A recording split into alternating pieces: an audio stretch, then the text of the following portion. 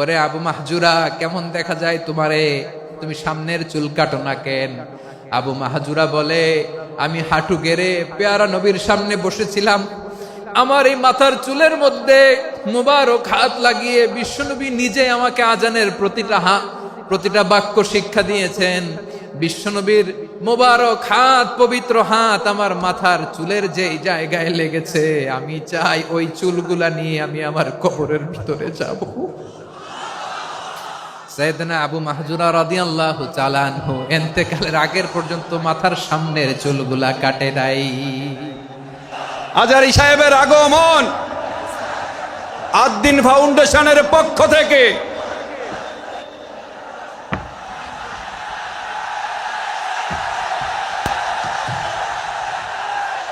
লিল্লাহে তাকবীর, লিল্লাহে তাকবীর।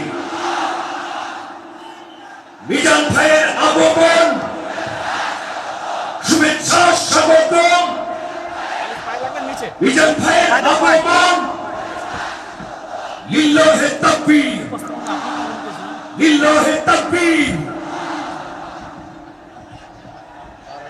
সম্মানিত হাজিরিন, আপনারা ভালো আছেন সবাই?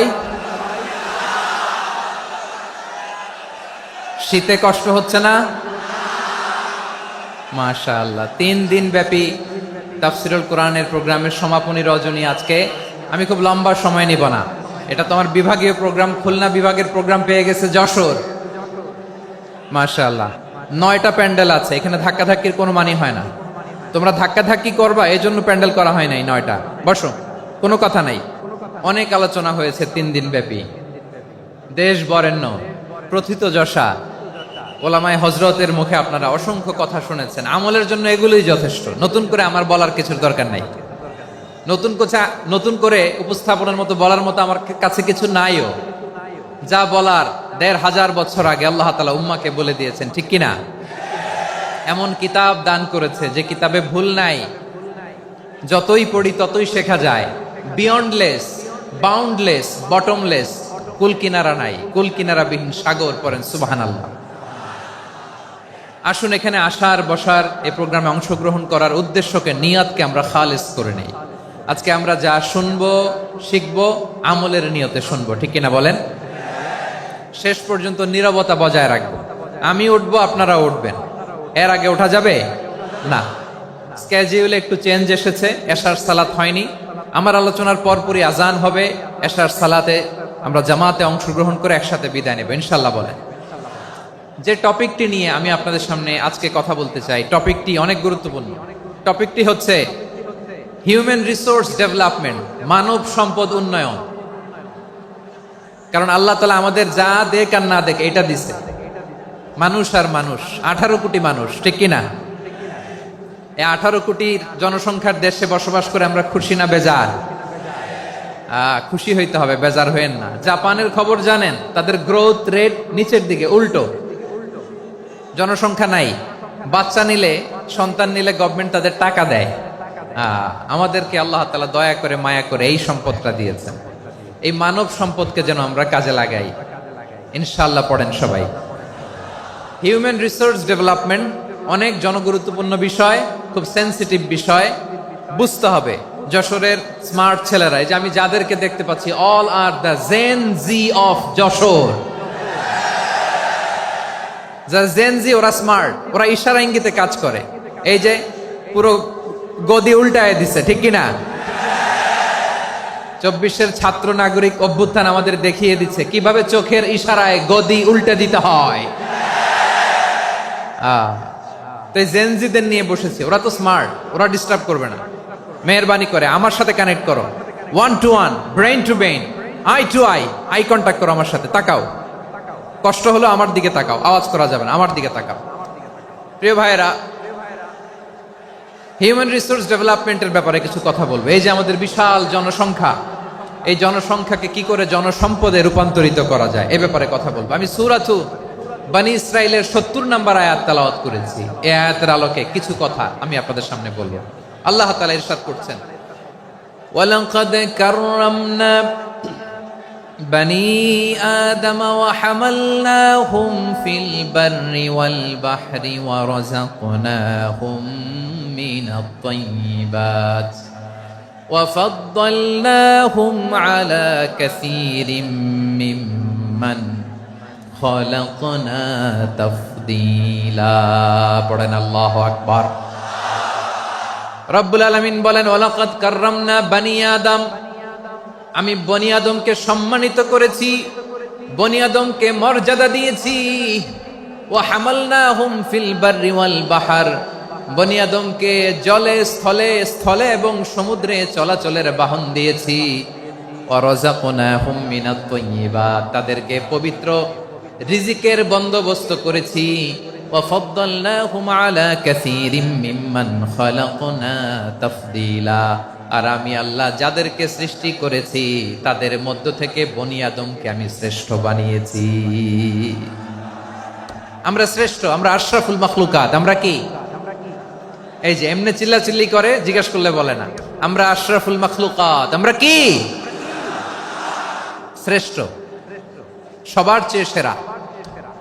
আমাদের মতো করে আল্লাহ কাউকে বানায় নাই। দুই পায়ে ভর করে শির দ্বারা এরকম স্ট্যান্ড রেখে মাথা উঁচু করে দাঁড়াতে পারে এরকম কোন প্রাণী পৃথিবীতে আছে? এজন্য আল্লাহ বলেন ওয়ালাকাদ কাররামনা বানি আদম, আমি বনি আদমকে সম্মানিত করেছি, তাদেরকে আমি মর্যাদা দিয়েছি। তাদেরকে আমি যত মর্যাদা দিয়েছি আমার কোন সৃষ্টিকে এত মর্যাদা দেই নাই। পড়েন সুবহানাল্লাহ। I have dignified the status of the sons of Adam. আদমের সব সন্তানের মর্যাদা আমি বাড়িয়েছি। আল্লাহ এখানে বলেননি ওয়ালাকাদ কাররামনাল মুমিনিন, আমি মুমিনের মর্যাদা বাড়িয়েছি, বলেছেন? আল্লাহ এখানে বলেন নাই ওয়ালাকাদ কাররামনাল মুসলিমিন, আমি মুসলিমের মর্যাদা বাড়িয়েছি।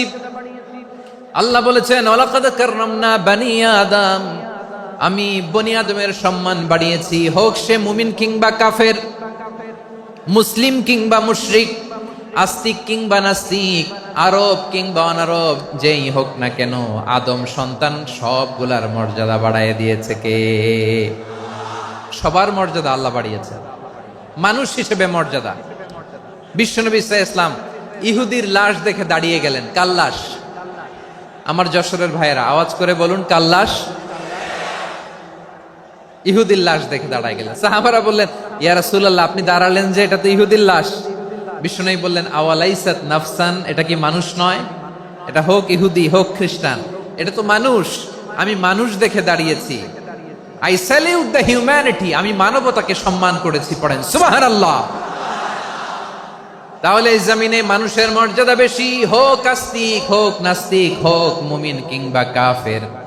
আদমের সন্তান হলে, মানুষ হলেই তার মর্যাদা বাড়িয়েছে কে? আমার কলিজার টুকরা যশোরের ভাইয়েরা, মানুষের মর্যাদা আল্লাহ এত বাড়িয়েছেন। মানুষ জীবিত থাকলেও যেমনি মর্যাদাবান, মরে গেলেও মর্যাদাবান। সুবহানাল্লাহ পড়েন। মানুষ মরে গেলে এই ডেড বডিটা কি হয়? পচে যায়, গলে যায়, মাটির সাথে মিশে যায়। তাই বলে আপনি ডেড বডির সাথে যাচ্ছে তাই করতে পারবেন না। পারবেন? কেউ যদি অন্যায় করে তাকে যদি আপনি শাস্তির আওতায় আনেন, যা মনে চায় করতে পারবেন না। তারা আগুন দিয়ে পোড়াতে পারবেন না, নাক কাটতে পারবেন না, কান কাটতে পারবেন না, অঙ্গ বিকৃতি করতে পারবেন না। কারণ মানব জাতির মর্যাদা স্বয়ং দিয়েছে কে? ডেড বডি পচে যাবে, গলে যাবে। তারপর ইসলাম বলে না, খবরদার, এই মরা লাশটারও একটা মর্যাদা আছে না নাই? ইসলাম বলে এই লাশটা গলে যাবে, পচে যাবে, কিন্তু এটার অমর্যাদা করো না। কর্পূর দিয়ে, খেজুর পাতা দিয়ে, এটাকে ওয়ার্ম ওয়াটার দিয়ে, গরম পানি দিয়ে ধৌত করো। সাদা শুভ্র ধবধবে কাপড় দিয়ে লাশটাকে তুমি কাভার করো। তারপরে খাটিয়ার মধ্যে লাশটাকে রেখে বিশাল একটা প্রোগ্রাম করো, একটা ফিউনারাল প্রোগ্রাম করো। ওই প্রোগ্রামের ডানে বায়ে পেছনে লাশটারে রাখলে হবে না, প্রোগ্রামের একেবারে সামনটাতে তুমি লাশটাকে রাখো। সুবহানাল্লাহ। একটা ফিউনারাল প্রোগ্রাম করতে হবে, তাকে শেষ বিদায় জানাতে হবে, যেটাকে আমরা জানাজা বলি। কি বলি? জানাজা মানে মাইয়েতের জন্য দোয়া, তার জন্য দোয়া করা হয়। তাকে একটা সিস্টেমেটিক অর্ডারে কবরে রাখা হয়, সুন্দরভাবে সেটাকে কবরস্থ করা হয়, মাটি দেয়া হয়, পানি দেয়া হয়। তার মানে মরে গেলেও মানুষের সম্মান বাড়ায় দিয়েছে কে? এজন্য আল্লাহ বললেন ওয়ালাকাদ কাররামনা বানি আদম, বনি আদমের সম্মান মর্যাদা আমি আল্লাহ বাড়িয়ে দিয়েছি। মানুষের সম্মানে তুমি কখনো আঘাত করো না, ঠিক কিনা? তাহলে ভাই, প্রথম মেসেজ হচ্ছে the first and foremost message tonight to the people of জাসর। আল্লাহ বলেন, I have dignified the status of son of আদম।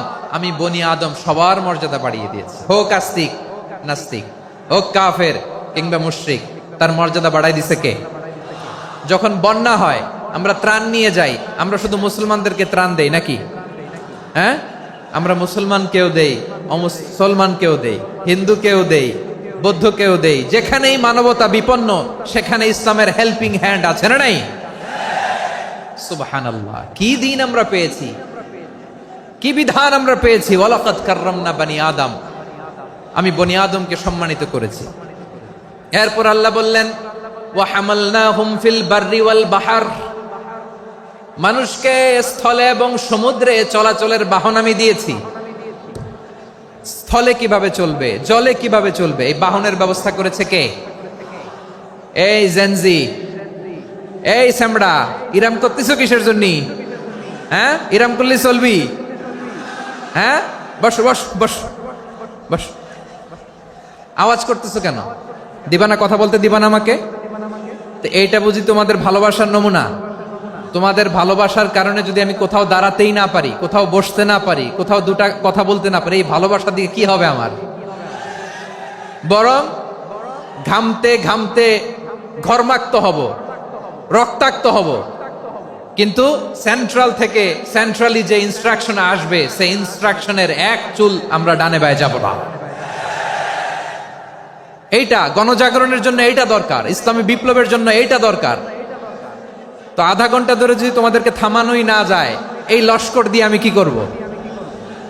আল্লাহর ওয়াস্তে নো নো নো স্লোগান, চুপচাপ একেবারে আমার দিকে তাকাও। আল্লাহ বললেন, ওয়া হামালনাহুম ফিল বাররি ওয়াল বাহর, জলে স্থলে আমি চলাচলের যানবাহনের ব্যবস্থা করেছি। আমরা স্থলে ঘোড়ার উপরে চড়ি, উটের উপরে চড়ি, গাড়ির উপরে চড়ি। এই যে গাড়ির ইঞ্জিন বানাইছি আমরা, এটার মেধা দিয়েছে কে? আবার সাগরের মধ্যে আমরা নৌযান, জলযান, বড় বড় জাহাজ দিয়ে এক মহাদেশ থেকে আরেক মহাদেশ যাই, এক দেশ থেকে মালামাল গুলো আরেক দেশে পাঠাই। সাগরের ভেতরে নৌকাগুলোরে ধরে রাখলো কে?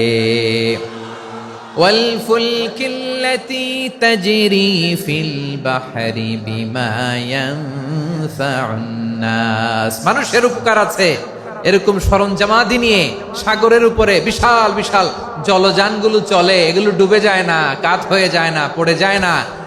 এগুলোকে স্থিতিস্থাপকতাকে ঠিক করে রাখলো কে? আপনারা জাহাজ দেখেছেন? জাহাজ, হ্যাঁ, বাড়ি চট্টগ্রাম হইলে দেখতে পারতেন। দেখছেন? বিশাল বিশাল জাহাজ, বিশাল জাহাজ মালামাল নিয়ে এক মহাদেশ থেকে আরেক মহাদেশে যায়। গত মাসে আমার জাপান সফর ছিল। এই যে বাংলাদেশে যে গাড়িগুলো চালান, বেশিরভাগ গাড়ি আসে কিন্তু জাপান থেকে। হাজার হাজার গাড়ি একটা জাহাজ বহন করতে পারে, হাজার হাজার গাড়ি। এটাতে সাগরের মধ্যে ভাসাইলো কে? সবাই বলুন, ভাসালো কে? হাজার হাজার গাড়ি নিয়ে জাপানিজ গাড়িগুলো আমাদের চট্টগ্রামের এয়ারপোর্টের বন্দরে ভিড়ে। যুক্তরাষ্ট্রে আমি দেখেছি বিশাল বিশাল জাহাজ। আপনারা টাইটানিক জাহাজের নাম শুনেছেন? টাইটানিকেরও 8 গুণ 10 গুণ বড়। সুবহানাল্লাহ কইবেন না? টাইটানিক জাহাজের 8 গুণ 10 গুণ বড় একটা জাহাজ আছে, আইকন অফ দ্য সি, আমি দেখে এসেছি। রয়্যাল ক্যারিবিয়ান দেখে এসেছি। সাগরের সামনে জেটিতে যখন দাঁড়ালাম, জাহাজটা যখন যায়, আমার মনে হচ্ছে একটা শহর, গোটা শহর, the entire city is floating on the water. পুরো একটা শহর মনে হয় পানির উপর দিয়ে ভেসে যাচ্ছে। পড়েন সুবহানাল্লাহ। এই যে আইকন অফ দ্য সি, এই ক্রুজ, এই জাহাজটা, এটার ভিতরে স্টেডিয়াম আছে। কিসের ভিতরে স্টেডিয়াম? কথা বুঝে নাই বোধহয়। স্টেডিয়াম কিসের ভিতর? সুইমিং পুল আছে, শপিং মল আছে, রেস্টুরেন্ট আছে, ক্লাব আছে, 3000 4000 রুম বিশিষ্ট, কক্ষ বিশিষ্ট হোটেল আছে।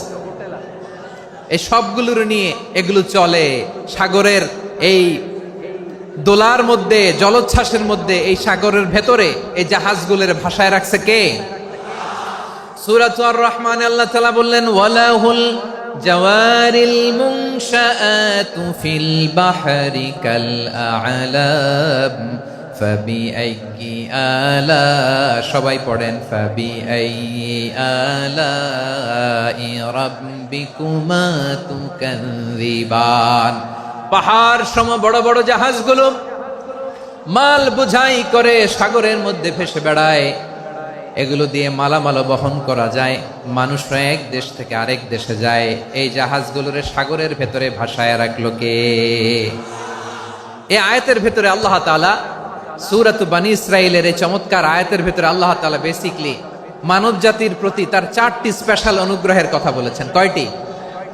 2টা বলে ফেলছি। 1 নাম্বার ওয়ালাকাদ কাররামনা বানি আদম, আমি বনি আদমের সম্মান বাড়াইছি। নাকি মুসলমানদের?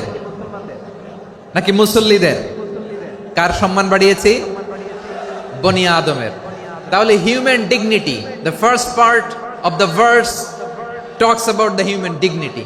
2 নাম্বার অংশ আল্লাহ তাআলা বললেন ওয়া হামালনাহুম ফিল বাররি ওয়াল বাহর, স্থলে এবং সমুদ্রে আমি তাদের জন্য চলাচলের বাহন দিয়েছি। সুবহানাল্লাহ। তার মানে smooth movement on land and sea, জলে এবং স্থলে যাতে আমরা স্মুথলি মুভ করতে পারি আল্লাহ তাআলা দিয়েছেন। 3 নাম্বার আল্লাহ তাআলা বললেন ওয়া রাযাকনাহুম মিনাত তাইয়্যিবাত, মানুষের জন্য আমি পবিত্র রিজিকের ব্যবস্থা করেছি। জলে এবং স্থলে যত প্রাণী আছে সবগুলা প্রাণীকে রিজিক দেয় কে? আমাদেরকে রিজিক দেয় কে? সাগরের মাছগুলোকে, বড় বড় তিমি মাছগুলোরে রিজিক দেয় কে? বাতাসের মধ্যে ভেসে বেড়ানো বড় বড় পাখিগুলো, স্ক্যান্ডিনেভিয়ান কান্ট্রি থেকে লক্ষ লক্ষ কোটি কোটি পাখিগুলো যে এক দেশ থেকে আরেক দেশে ট্রান্সফার হয়, এগুলোর রিজিক দেয় কে? রব্বুল আলামিন বলেন ওয়ামা মিন দাব্বাতিন ফিল আরদি ইল্লা আলাল্লাহি রিজকুহা ওয়া ইয়ালামু মুস্তাকাররাহা ওয়া মুস্তাওদাআহা কুল্লুম ফি কিতাবিম মুবিন। আল্লাহু আকবার। রব্বুল আলামিন বলেন ভূপৃষ্ঠে বিচরণশীল যত প্রাণী আছে সব প্রাণীগুলোকে আমি আল্লাহ আমার নিজের কুদরতে রিজিকের বন্দোবস্ত করি। এই প্রাণীগুলো কোথায় থাকে, কোথায় যায়, সব জায়গায় আমি রিজিক পৌঁছে দেই। রিজিক কেউ দিতে পারে না, রিজিকের মালিক কে? রিজিকের মালিক তিনি আল্লাহ। এজন্য আল্লাহ তাআলা বললেন ওয়া রাযাকনাহুম মিনাত তাইয়্যিবাত।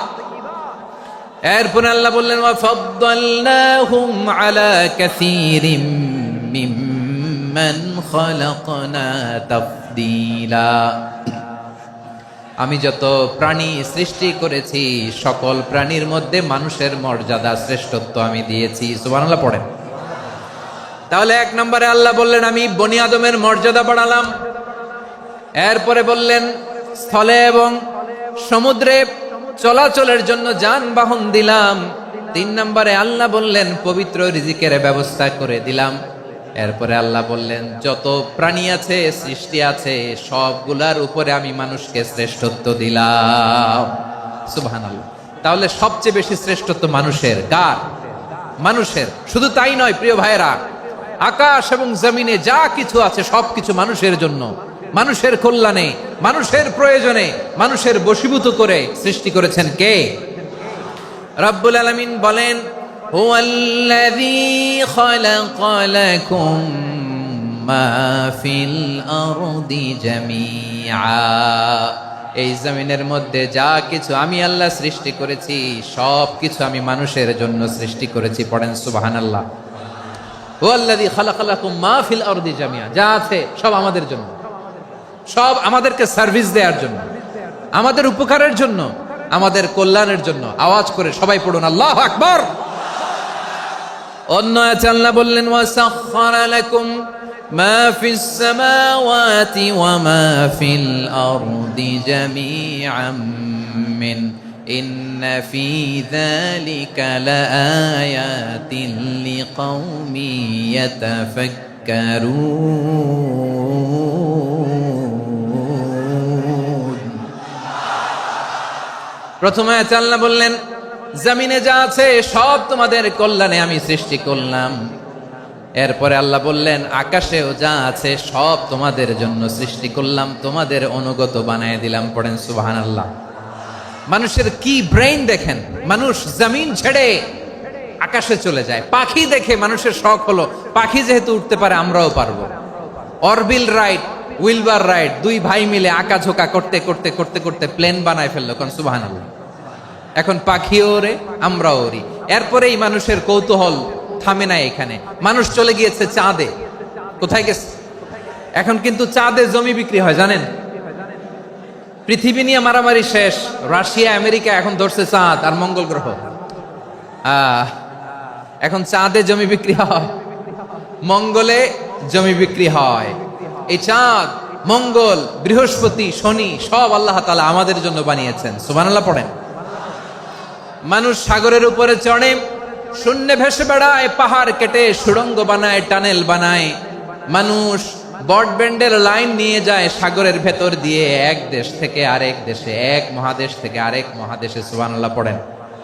তার মানে গোটা বিশ্বের সব কিছুর উপরে control, superiority over all creatures, সব কিছুর উপর কন্ট্রোল, মনিটরিং, নিয়ন্ত্রণ, এটা প্রতিষ্ঠা করে দিয়েছে কে? এজন্যই মানুষের শ্রেষ্ঠত্ব। ওয়ালাকাদ কাররামনা বানি আদম, আমি বনি আদমের সম্মান বাড়িয়েছি, মর্যাদা আমি বাড়িয়ে দিয়েছি এই কারণে, কারণ মানুষ সবকিছুর উপর নিয়ন্ত্রণ নিতে পারে। মানুষকে নিয়েই কোরআনের সব আলোচনা, মানুষকে নিয়েই কোরআনের সব। তাই কোরআনের কেন্দ্রীয় আলোচ্য বিষয় হচ্ছে মানুষ। কোরআনের কেন্দ্রীয় আলোচ্য বিষয় কি? যশোরের ভাইয়েরা বুঝে থাকলে সবাই বলবেন, কোরআনের কেন্দ্রীয় আলোচ্য বিষয় কি? এই যে আমি মূল আলোচনায় যাচ্ছি এখন। কেন মানুষ কোরআনের কেন্দ্রীয় আলোচ্য বিষয়? এই যে ভাইয়েরা, এই যে হাত জোর করে, এই যে Jessore Gen Z, the smart people of Jessore, হাত জোর করে বলতেছে, হাত জোর করে তোদের কাছে আল্লাহর দোহাই লাগে, স্টপ স্টপ। শুরুতে একবার বলেছে, জায়গা না হলে আস্তে আস্তে ধাক্কা দিবা, সামনে না পিছনে, দিয়ে দিয়ে বেরোয় চলে যাও। এলইডিতে দেখো, এই যে এই যে আল্লাহর ওয়াস্তে জায়গা না হলে ওদিকে যাও। কোরআনের মাহফিলে বিশৃঙ্খলা, এটা কাফিরদের আলামত। কাফিররা শীষ দিত, শীষ। বিশ্বনবী কোরআনের তাফসির করলে কাফিররা শীষ দিত আর ক্ল্যাপিং করত, হুইসেল এন্ড ক্ল্যাপিং। তো আমরা কি এখানে বিশৃঙ্খলা করতে আসছি? তো বারবার থামানো লাগে কেন? কোনো আওয়াজ হবে না, বললাম তো, স্টপ। আওয়াজ করে বলুন, কোরআনের কেন্দ্রীয় আলোচ্য বিষয় কি? সবাই বলেননি। এতগুলো মানুষ উত্তর দিলে এতটুকু আওয়াজ হয়, অন্তত আমি বিশ্বাস করি না। যশোর, আওয়াজ করে বলো, কোরআনের কেন্দ্রীয় আলোচ্য বিষয় কি? মানুষ। এই মানুষ কোরআনের কেন্দ্রীয় আলোচ্য বিষয়। মানুষকে আল্লাহ স্বাধীনতা দিয়েছেন। ফামান শাআ ফালইউমিন ওয়া মান শাআ ফালইয়াকফুর। চাইলে মুমিন হতে পারো, চাইলে কাফের হতে পারো, তোমার ইচ্ছা। তবে জেনে রাখো, মুমিন হলে পাবা জান্নাত, কাফির হলে পাবা জাহান্নাম। নাও দ্য ডিসিশন ইজ ইয়ার্স। সিদ্ধান্ত তোমার, জান্নাতে যাবা না জাহান্নামে যাবা। যশোরের ভাইয়ের আওয়াজ করে বলুন, কই যেতে চান, জান্নাতে না জাহান্নামে? ডান দিকে না বাম দিকে? ডানপন্থী না বামপন্থী? চিল্লা চিল্লি না চুপচাপ? চুপচাপ কয়ে আবার চিল্লাচিল্লি শুরু করে দিচ্ছে। মাশাআল্লাহ। তাহলে কোরআনের কেন্দ্রীয় আলোচ্য বিষয় মানুষ। আমার সাথে থাকতে হবে, তোমাদেরকে নিয়ে আমি আলোচনা শেষ পর্যন্ত যাব। অনেক গুরুত্বপূর্ণ কথা বাকি আছে, আমাকে সহযোগিতা করতে হবে। মাশাআল্লাহ, এই তো ঠান্ডা হয়েছে। হ্যাঁ, ঠিক আছে ঠিক আছে ঠিক আছে। মানুষকে আল্লাহ এত স্বাধীনতা দিয়েছেন, মানুষ চাইলে অনেক ভালো হইতে পারে। ভালোর রাস্তাও খোলা, খারাপ হওয়ার রাস্তাও খোলা। ভালো হইলে মানুষ অনেক ভালো, খারাপ হইলে অনেক খারাপ। ভালো হইলে সবচেয়ে ভালো, খারাপ হইলে সবচেয়ে খারাপ। এজন্য সিদ্ধান্ত আপনাকে নিতে হবে। আল্লাহ তাআলা বলছেন, লাকাদ খালাকনাল ইনসানা ফি আহসানি তাকওয়িম সুম্মা রাদাদনাহু আসফালা সাফিলিন। আমি মানুষকে অনেক সুন্দর অবয়বে, সুন্দর আকৃতিতে সৃষ্টি করেছি। তার শুধু চেহারার ডিজাইনটাই সুন্দর নয়, তার ব্রেনটা বড্ড সুন্দর, তার মানসিকতা বড্ড সুন্দর, তার সৃজনশীলতা বড্ড সুন্দর। পড়েন সুবহানাল্লাহ। আমাদের চেহারা, অবয়ব, ডিজাইন যে সুন্দর তা না, আমাদের ব্রেনটা অনেক সফিস্টিকেটেড ব্রেন। অনেক সফিস্টিকেটেড। এই 1.5 কেজি ব্রেন ইউজ করে মানুষ গোটা বিশ্বে সভ্যতা বিনির্মাণ করেছে, ঠিক কিনা? এই ব্রেন আল্লাহ তাআলা আমাকে দিয়েছে। এটারে কাজে লাগালে, আপনার 6 সেন্স কাজে লাগালে আপনি অনন্য মানুষ হয়ে উঠবেন, মহামানবে রূপান্তরিত হবেন। মানুষ হতে পারে, চাইলেই মহামানব হতে পারে। আবার যদি মানুষ চায় খারাপও হতে পারে। আল্লাহ বললেন শুধু ভালোই না, ভালো হতে চাইলে অনেক ভালো তুমি হতে পারো, আবার খারাপ হতে চাইলে অনেক খারাপ তুমি হতে পারো। সুম্মা রাদাদনাহু আসফালা সাফিলিন। খারাপ হলে একেবারে খারাপ হতে পারো, নিকৃষ্ট হলে একেবারে নিকৃষ্ট হতে পারো, ভালো হলেও ভালো হতে পারো। কোন সুবহানাল্লাহ। এবার আওয়াজ করে বলুন, ভালো হতে চাই না খারাপ? শ্রেষ্ঠ না নিকৃষ্ট? মানুষ ভালো হলে মানুষ ফেরেশতার চেয়েও ভালো, মানুষ খারাপ হলে সে পশুর চেয়েও খারাপ। কথা ঠিক কিনা বলেন? ভালো হলে ফেরেশতার চেয়েও ভালো, খারাপ হলে পশুর চেয়েও নিকৃষ্ট। তার মানে শ্রেষ্ঠত্বে মানুষ, শ্রেষ্ঠত্বে ফেরেশতাকে হার মানায়, আর অধপতনে শ্রেষ্ঠত্বে ফেরেশতাকে ছাড়িয়ে যায়, আর অধপতনে পশুকেও হার মানায়। আই রিপিট, আমি আবারও বলছি, মানুষ শ্রেষ্ঠত্বে ফেরেশতাকে ছাড়িয়ে যায়, আর অধপতনে সে পশুকেও হার মানায়। আওয়াজ করে বলতে হবে ঠিক কিনা? এটার প্রমাণ কি? মানুষ শ্রেষ্ঠ হইলে যে ফেরেশতার চেয়েও সেরা, তার প্রমাণ কি? আল্লাহ তাআলা বলছেন, ওয়া ইয কুলনা লিল মালাইকাতি ইসজুদু লি আদম ফাসাজাদু ইল্লা ইবলিস আবা ওয়াস্তাকবারা ওয়া কানা মিনাল কাফিরিন।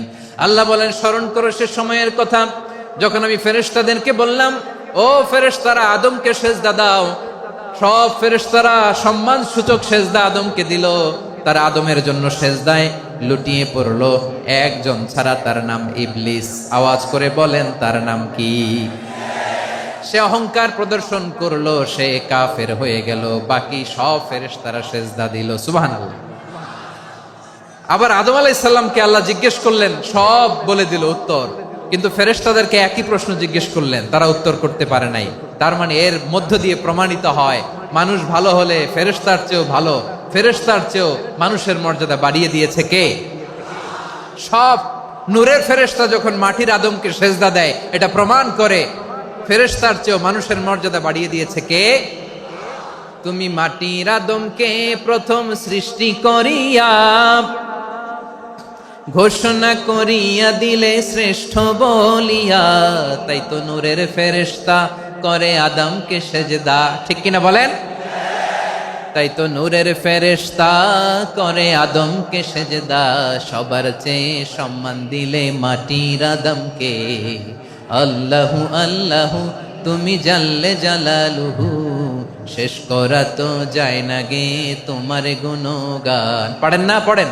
আল্লাহু আল্লাহু তুমি জাল্লে জালালুহু, শেষ করা তো যায় না গে তোমার গুণগান। আল্লাহু আল্লাহু। আল্লাহু আকবার। আদমের মর্যাদা বেশি, মানুষের মর্যাদা বেশি, মানুষ শ্রেষ্ঠ, তার প্রমাণ নূরের ফেরেশতা মাটির আদমকে সেজদা করে। আওয়াজ করে বলেন ঠিক কিনা? তাহলে মানুষ ভালো হলে ফেরেশতার চেয়ে ভালো, আবার মানুষ যদি খারাপ হয় সে পশুর চেয়েও খারাপ, অধপতনে পশুত্বকে হার মানায়। তার প্রমাণ, তার প্রমাণ কি? তার প্রমাণ হচ্ছে যশোরের ভাইরা দেখবেন পত্রিকায় নিউজ পেপারে মাঝে মাঝে এরকম দেখা যায়, এক মানুষ আরেক মানুষকে হত্যা করে 20 টুকরা করে বস্তার ভিতরে ভরেছে। আপনারা এই নিউজ পড়েন নাই না? দেখেন নাই? দেখছেন? মানুষ মানুষকে হত্যা করে কয় টুকরা? জোরে বলেন। এখানেই ক্ষান্ত হয় না, আবার কোথায় ভরছে? বস্তার ভেতরে। আচ্ছা, বুঝে থাকলে আওয়াজ করে বলেন, কোনদিন শুনছেন একটা হাতি আর একটা হাতিকে হত্যা করে 20 টুকরা করছে, এরপরে বস্তার ভিতরে ভরছে? হইছে? তাহলে দেখেন, মানুষ যদি খারাপ হয় সে পশুকেও হার মানায়। চিল্লায় বলো ঠিক কিনা? এমনও দুশ্চরিত্র মানুষ আছে যার যার নজর থেকে 6 মাসের ছোট্ট মেয়ে থেকে শুরু করে 80 বছরের বৃদ্ধারাও নিরাপদ নয়।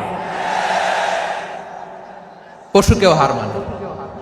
মানুষের ঘর জ্বালিয়ে পুড়ে মেসাকার করে দেয়, জনপদের পর জনপদ জ্বালায় দেয়, এরকম আছে না নাই?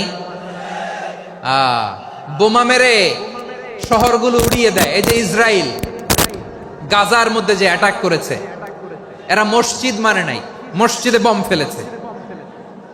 এরা খ্রিস্টানদের চার্চ গির্জা মানে নাই, গির্জায় বম ফেলেছে। পৃথিবীর ইতিহাসে never happened in the history of the world that someone bombed on a hospital, on a ICU center. এমন হাসপাতাল যেখানে আইসিইউর রোগীরা আছে, ওই হাসপাতালের উপরও ইসরায়েলি সৈনিকেরা বোমা মেরেছে। জোরে বলেন ঠিক কিনা? এরা মানুষ? আওয়াজ করে বলেন, এরা মানুষ না। প্রিয় ভাইয়েরা, চোখ কান নাক মুখ থাকলেই মানুষ না। যা সামনে দেখেন এগুলো সব মানুষ না, এগুলো জনসংখ্যা। এগুলো কি? সবাই বলুন, এগুলো কি? বাড়ছে জনসংখ্যা, কমছে মানুষ। বাড়ছে জনসংখ্যা, কমছে। এই দুনিয়া এখন তো আর সেই দুনিয়া নাই, মানুষ নামের মানুষ আছে, দুনিয়া বোঝাই, সেই মানুষের ভিড়ে আমার আসল মানুষ নাই। ঠিক কিনা? আসল মানুষের বড্ড অভাব, আসল মানুষের বড্ড অভাব। আমার ভাইয়েরা, মানুষ খারাপ হলে পশুকেও হার মানায়। আচ্ছা, আওয়াজ করে বলেন, এই যশোরের ছেলেরা এদিক তাকাও, আওয়াজ করে বলো, যে ইসরায়েলি সোলজাররা উপর থেকে বোমা মারল, তারাও মানুষ? তারাও কি? ওরাও রক্তে মাংসে মানুষ, ওদেরও পরিবার আছে। বোমা মেরে যেই মেয়েটাকে তারা অনাথ বানায়, ইয়াতিম বানায়, ও কিন্তু বাসায় ওর মেয়েটাকে রেখে আসছে। ঠিক কিনা বলেন? বম্বিং করে যে বাবাকে মেরে, স্বামীকে মেরে স্ত্রীকে বিধবা বানায়, তারও ঘরে স্ত্রী আছে। উপর থেকে বম মেরে মানুষ মেরে দিচ্ছে, তারাও মানুষ। 1945 সালের 6 আগস্ট আমেরিকান সোলজাররা হিরোশিমায় বম মেরেছে। আমি নিজে দেখে এসেছি জাপানের হিরোশিমাতে। সকাল 8:15 মানুষ কেউ অফিসে যাচ্ছিল, কেউ খেতে খামারে কাজ করতে যাচ্ছিল। লিটল বয় নামে একটা বোম মেরেছে তারা। এই বোমের আঘাতে, পারমাণবিক এই বোমার রেডিয়েশনে আঘাতে, বোম ব্লাস্ট হওয়ার পরে মুহূর্তের মধ্যে 1,40,000 নাই। উপর থেকে যারা মারতেছে এরাও মানুষ, যাদেরকে মারলো তারাও। তার মানে মানুষে মানুষে পার্থক্য আছে না? নেই? মানুষে মানুষে পার্থক্য আছে। নাক কান চোখ মুখ থাকলেই মানুষ নয়। বাড়ছে জনসংখ্যা, কমছে মানুষ। চিল্লায় বলো ঠিক কিনা? তাহলে আমরা বুঝলাম, মানুষ ভালো হলে অনেক ভালো, খারাপ হলে অনেক খারাপ। ও আমার কলিজার টুকরা যশোরের ভাইয়েরা, আসুন না 3 দিন ব্যাপী এই তাফসিরুল কোরআনের ঐতিহাসিক প্রোগ্রাম থেকে আমরা সিদ্ধান্ত নেই, আমরা ভালো মানুষ হব নাকি খারাপ মানুষ হব। কলিজা থেকে, প্রাণ থেকে আওয়াজ করে সবাই বলুন, ভালো মানুষ নাকি খারাপ মানুষ? ভালো মানুষ হইতে হবে। ভালো মানুষ যারা জগৎটাকে এনলাইটেন করবে, যারা এনলাইটেন করবে, যারা সত্যের বীর সেনানী হয়ে দাঁড়াবে, যারা সত্যের পক্ষে কথা বলবে, যারা জালিমের মসনদকে ভেঙে খান খান করে দেবে। এরকম হওয়ার দরকার আছে না নাই? এরকম ভালো মানুষ আমরা হতে চাই কি চাই না? মানুষকে যত্ন নিলে মানুষ যে কত ভালো হয় আপনি কল্পনাও করতে পারবেন না। এই যে আপনাদের যশোরে যে ভালো ছেলেগুলো আছে, যে ভালো তরুণগুলো আছে, যে যুবকগুলো আছে, যে ভালো আলেমরা আছে, ভালো নেতারা আছে, সবাই যদি তাদের মতো হতো, পুরো যশোরটা একটা জান্নাতের টুকরা হয়ে যেত। আওয়াজ করে বলেন ঠিক কিনা? মানুষকে নার্চারিং করলে, মানুষকে পলিশ করলে, মানুষকে গ্রুমিং করলে, মানুষকে সঠিক তারবিয়া দিলে মানুষ অনন্য হয়ে ওঠে। প্রতিটি মানুষ অনন্য। আমি অনন্য, আপনি অনন্য, আমরা সবাই অনন্য। সুবহানাল্লাহ বলেন। মানুষকে আল্লাহ তাআলা দিয়েছেন অসীম ক্ষমতা, অসীম ক্ষমতা। সুবহানাল্লাহ। একটা মানুষ পারে না এমন কিছু নাই। একটা মানুষ পারেন এমন কিছু নাই, বিশ্বাস করতে হবে। মানুষ যা কল্পনা করতে পারে ওইটা মানুষ করে দেখাতে পারে। যশোরের ভাইয়ের, আই রিপিট, আমি আবারও বলছি, এই চিল্লাচিল্লি করলে আমার এই গুরুত্বপূর্ণ কথা তোমরা মিস করবা।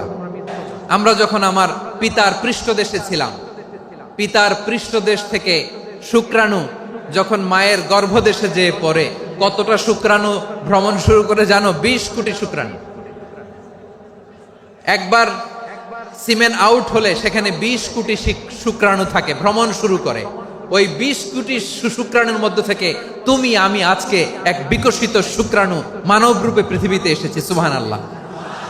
ওই 20 কোটি শুক্রাণুর প্রতিযোগিতায় সবাইরে পেছনে ফেলে সেদিন আমি সফল হয়েছিলাম, সেদিন আমি বিজয়ী হয়েছিলাম।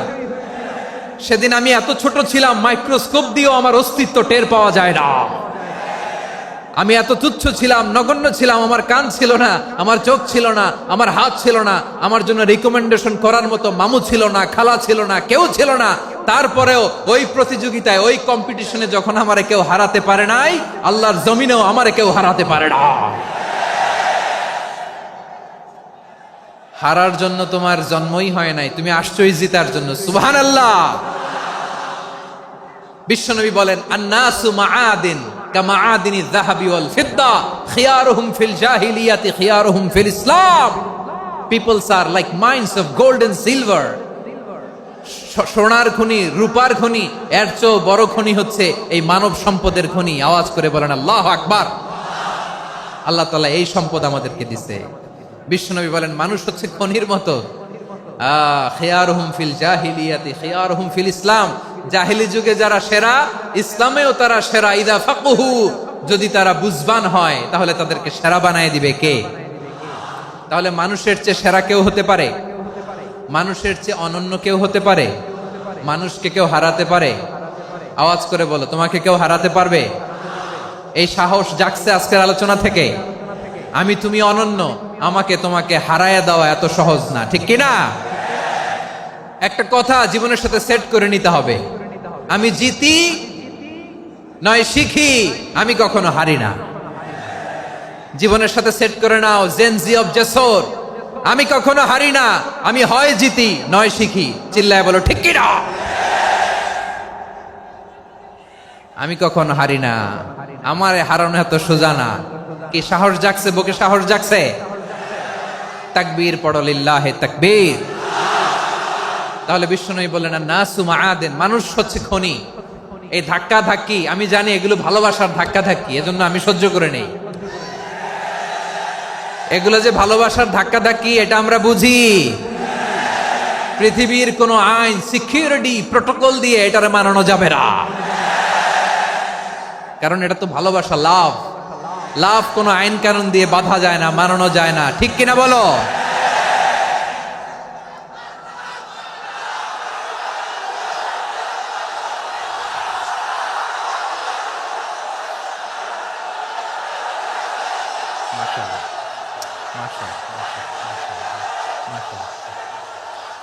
ঠিক আছে, বসুন বসুন বসুন।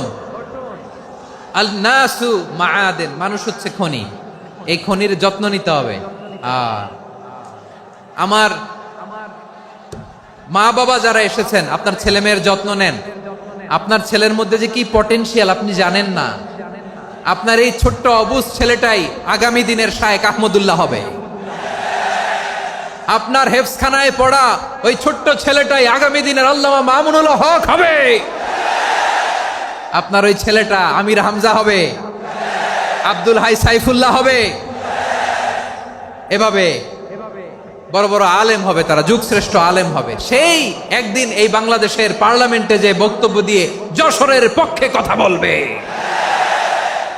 আপনি জানেন না, কাউকে ছোট করবেন না আপনি, ওর কনফিডেন্স আপনি কমাবেন না, আপনি কমাতে পারেন না। প্যান্ডেলে আমার যে মা বোনেরা আছেন, ছেলে মেয়েদেরকে কখনো ছোট করে কথা বলবেন না। ও যে কোথায় যাবে আপনি জানেন না, আপনি মা হয়ে তাকে সাহস দিবেন, তার কল্পনার জগৎটাকে সাজাতে তাকে উৎসাহিত করবেন, ঠিক কিনা বলেন? আর আমার প্যান্ডেলের আমার প্রিয় শ্রদ্ধাশীলা মায়েরা বোনেরা, আপনারা তো আরো দামি সম্পদ। বিশ্বনবী বলেন, আর দুনিয়া কুল্লুহা মাতা। আল্লাহ আল্লাহ আল্লাহ, বিশ্বনবীর কথার ওজন দেখেন, আর দুনিয়া কুল্লুহা মাতা ওয়া খায়রু মাতা'আদ দুনিয়াল মারআতুস সালিহা। বিশ্বনবী বলেন, দুনিয়ায় যা দেখো সব আল্লাহর দেওয়া অ্যাসেট, মানে সম্পদ। আর এত অ্যাসেটের ভিড়ে সবচেয়ে শ্রেষ্ঠ সম্পদ হচ্ছে নেককার নারী। সুবহানাল্লাহ। ভাইয়েরা বোনের সাথে খারাপ আচরণ করো না, সন্তান মায়ের সাথে খারাপ আচরণ করো না। আমাদের মায়েরা আমাদের asset, they are our priceless asset. কারণ এই মায়েদের পেটে এসেছে আল্লাহর ওলিরা, এই মায়েদের পেটে এসেছে খান জাহান আলী, এই মায়ের পেটে এসেছে শাহজালাল ইয়ামানি, এই মায়ের পেটে এসেছে আল্লাহর সব নবীরা। নাকি নবীরা আকাশ থেকে ধপ করে জমিনে নেমে আসছে? মায়ের পেটে আসছে। এই মায়ের পেটগুলো খনি। আমার সম্মানিতা মায়েরা বোনেরা, নিজেকে ইসলাম দিয়ে সাজান, নিজেকে ইসলাম দিয়ে সাজান, নিজেকে পবিত্র রাখুন, নিজের আব্রু ইমান ইজ্জতের হেফাজত করুন, কোরআন পড়ুন, সুন্নাহ পড়ুন। আপনি জানেন না আপনার গর্ভে কে আসছে, কোন ক্ষণজন্মা পুরুষকে আল্লাহ তাআলা আপনার গর্ভে পাঠাবে আপনি জানেন না। মায়েরা নিজেদেরকে পবিত্র রাখুন, ইসলাম চর্চা করুন, কোরআন চর্চা করুন, নৈতিকতা দিয়ে নিজেকে সাজান। যশোরের জেনজি, নিজেদেরকে প্রস্তুত রাখো আগামীর বাংলাদেশের জন্য। নৈতিকতা, মোরালিটি, ভ্যালিউজ দিয়ে নিজেকে সাজাও, ইসলাম দিয়ে নিজেকে সাজাও। কারণ আগামীর বাংলাদেশ ইসলামের বাংলাদেশ। বাংলাদেশের আসল পরিচয় ইসলাম। বাংলাদেশের আসল পরিচয় কি? সবাই বলে না। বাংলাদেশের আসল পরিচয় কি? এই ইসলাম নিয়ে আমরা সংসদ ভবন সাজাবো, রাজি আছি না নাই? শেকড় ভুলে যাওয়া যাবে না। আমরা ধাপে ধাপে শারিয়া আইনের দিকে যাব ইনশাআল্লাহ, কিন্তু জঙ্গিবাদ দিয়ে নয়, কট্টর পন্থা দিয়ে নয়। আমরা ইন্টেলেকচুয়ালি, গ্রাজুয়ালি, ধাপে ধাপে শারিয়া আইনের দিকে মুভ করব ইনশাআল্লাহ। বলো লিল্লাহি তাকবীর। এদেশের আসল পরিচয় সবাই বলে না, আওয়াজ করে, এদেশের আসল পরিচয়। এদেশে আজান শুনে সূর্য ওঠে শহর গ্রামে, এদেশে আজান শুনে সূর্য ডুবে সন্ধ্যা নামে, এদেশে সকল কাজে সবাই বলে বিসমিল্লাহ, এদেশে ভালো কিছু দেখে শুনে হাসি মুখে সবাই বলে মাশা আল্লাহ। সুবহানাল্লাহ, সুবহানাল্লাহ, সুবহানাল্লাহ, সুবহানাল্লাহ, সুবহানাল্লাহ, সুবহানাল্লাহ, সুবহানাল্লাহ, সুবহানাল্লাহ। ও নবীন তরুণ, তোমার কিসের এত ভয়? জেনে রেখো বাংলাদেশের আসল পরিচয়। বাংলাদেশের আসল পরিচয় ইসলাম। আওয়াজ তুলে বলো, আসল পরিচয় কি? এদেশে পরস্পরে দেখা হলে দেয় সালাম, এদেশে আমজনতার হৃদয় জুড়ে পাক্কালাম। ঠিক না? এদেশে বিপদ এলে সর্বজনে সর্বক্ষণে দোয়া পড়ে ইন্না লিল্লাহ, সুবহানাল্লাহ, সুবহানাল্লাহ, সুবহানাল্লাহ, সুবহানাল্লাহ। এদেশে আজান শুনে সূর্য ওঠে শহর গ্রামে, এদেশে আজান শুনে সূর্য ডুবে সন্ধ্যা নামে, এদেশে সকল কাজে সবাই বলে বিসমিল্লাহ, এদেশে ভালো কিছু দেখে শুনে হাসি মুখে সবাই বলে মাশা আল্লাহ। সুবহানাল্লাহ, আওয়াজ করে সুবহানাল্লাহ, সুবহানাল্লাহ, সুবহানাল্লাহ, সুবহানাল্লাহ। সবাই একসাথে সুবহানাল্লাহ, সুবহানাল্লাহ, সুবহানাল্লাহ, সুবহানাল্লাহ। এদেশের আসল পরিচয় কি? আওয়াজ করে বলতে ভয় লাগে। এদেশের আসল পরিচয় কি? ইসলাম দিয়ে আমাদের সংসদ ভবন চলুক, আমরা চাই কি চাই না? বঙ্গভবনে লা ইলাহা ইল্লাল্লাহর পতাকা উড়ুক, আমরা চাই কি চাই না? প্রতিটি জেলা অফিসে, ডিসি অফিসে লা ইলাহার পতাকা ঝুলুক, আমরা চাই কি চাই না? কারা কারা চাই হাত তুলে আল্লাহরে দেখায়।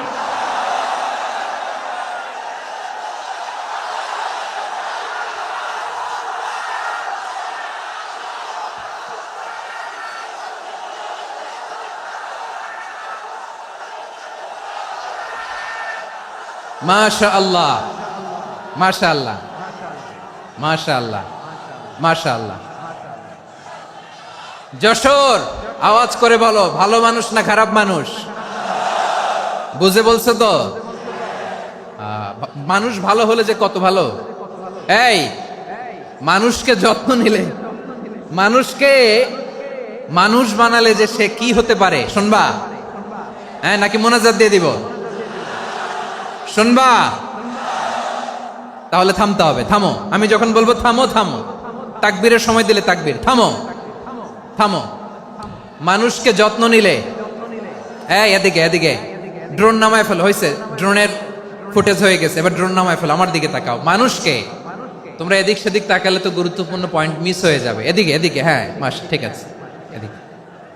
মানুষকে যত্ন নিলে মানুষের মধ্যে যারা কি পটেনশিয়াল রেখেছে, আমি জাপানের দুইটা উদাহরণ দেই। জাপানের,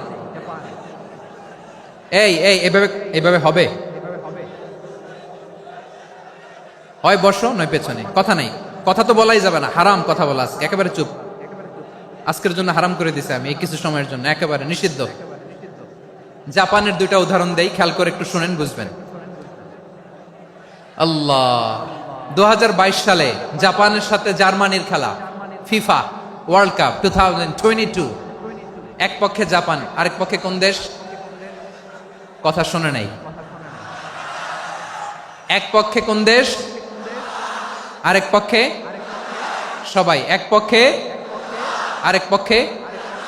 ওই খেলায় জিতেছিল জাপান, জিতেছিল 22 সালের এই ফিফা ওয়ার্ল্ড কাপে। জাপান ফুটবল খেলায় জিতে, as a part of their celebration, তারা খেলার পরে পুরো স্টেডিয়ামটারে ক্লিন করে। The fan base of Japan, লক্ষ লক্ষ মানুষ খেলা দেখতে যায়, তো এত ডাস্টবিনও তো নাই, তো যারা ডাস্টবিনে জায়গা পায় নাই, তারা এই যে চকলেটের প্যাকেট, পানির বোতল, চিপসের প্যাকেট তারা এদিকে সেদিকে রেখে দিয়েছে। জাপানের ভক্তরা, জাপানের ফলোয়াররা, as a part of their celebration, তারা খেলার পরে পুরো স্টেডিয়ামের সব ময়লা আবর্জনা ক্লিন করে তারপরে বিদায় নিয়েছে। তাদেরকে কি ক্লিন করার দায়িত্ব দেওয়া হয়েছিল? এই যশোর, জাপানের যে ছেলেরা খেলা দেখতে গেছিল, ওদেরকে কি ক্লিন করার দায়িত্ব দিছিল? তারা কি স্টেডিয়ামের পরিচ্ছন্নতা কর্মী? তাদের আকল, তাদের সিক্স সেন্স তাদেরকে বলেছে। ছোটবেলা থেকে জাপান গভর্নমেন্ট ওদেরকে এত পরিচ্ছন্নতা শেখায়, ক্লিনলিনেস অ্যাওয়ারনেস ক্যাম্পেইন করায়। ক্লাসে আমি দেখেছি, ক্লাসে নিজের বেঞ্চ নিজে মুছে, ক্লাসের মাঝখানে একটা সময় দেয়, নিজের টেবিল নিজে মুছে, নিজের ক্লাসরুমটা নিজে পরিষ্কার করে। রাস্তাঘাটে একটা ধুলা নাই, ময়লা নাই, একটা টিস্যু নাই। খেলার পরে গোটা বিশ্বকে তাক লাগিয়ে দিয়েছে। জাপানের ফ্যানরা সবার রেখে যাওয়া গার্বেজ, টিস্যু, বোতল পরিষ্কার করে তারপরে স্টেডিয়াম থেকে বিদায় নিয়েছে। আমরা কেন এমন হইতে পারলাম না? আমরা কেন এমন হইতে পারলাম না? জাপানের যারা এগুলো করছে, ওদের 3টা করে চোখ না? চোখ তো 3টা, জাপানা লাগো, জাপানা লাগো। হাত তো 4টা, কান তো 6টা। হ্যাঁ, নাকি আমার মতো 2 হাত 2 কানালা মানুষ? চোখে দেখলে ওটা মানুষ না। চিন্তা করছেন?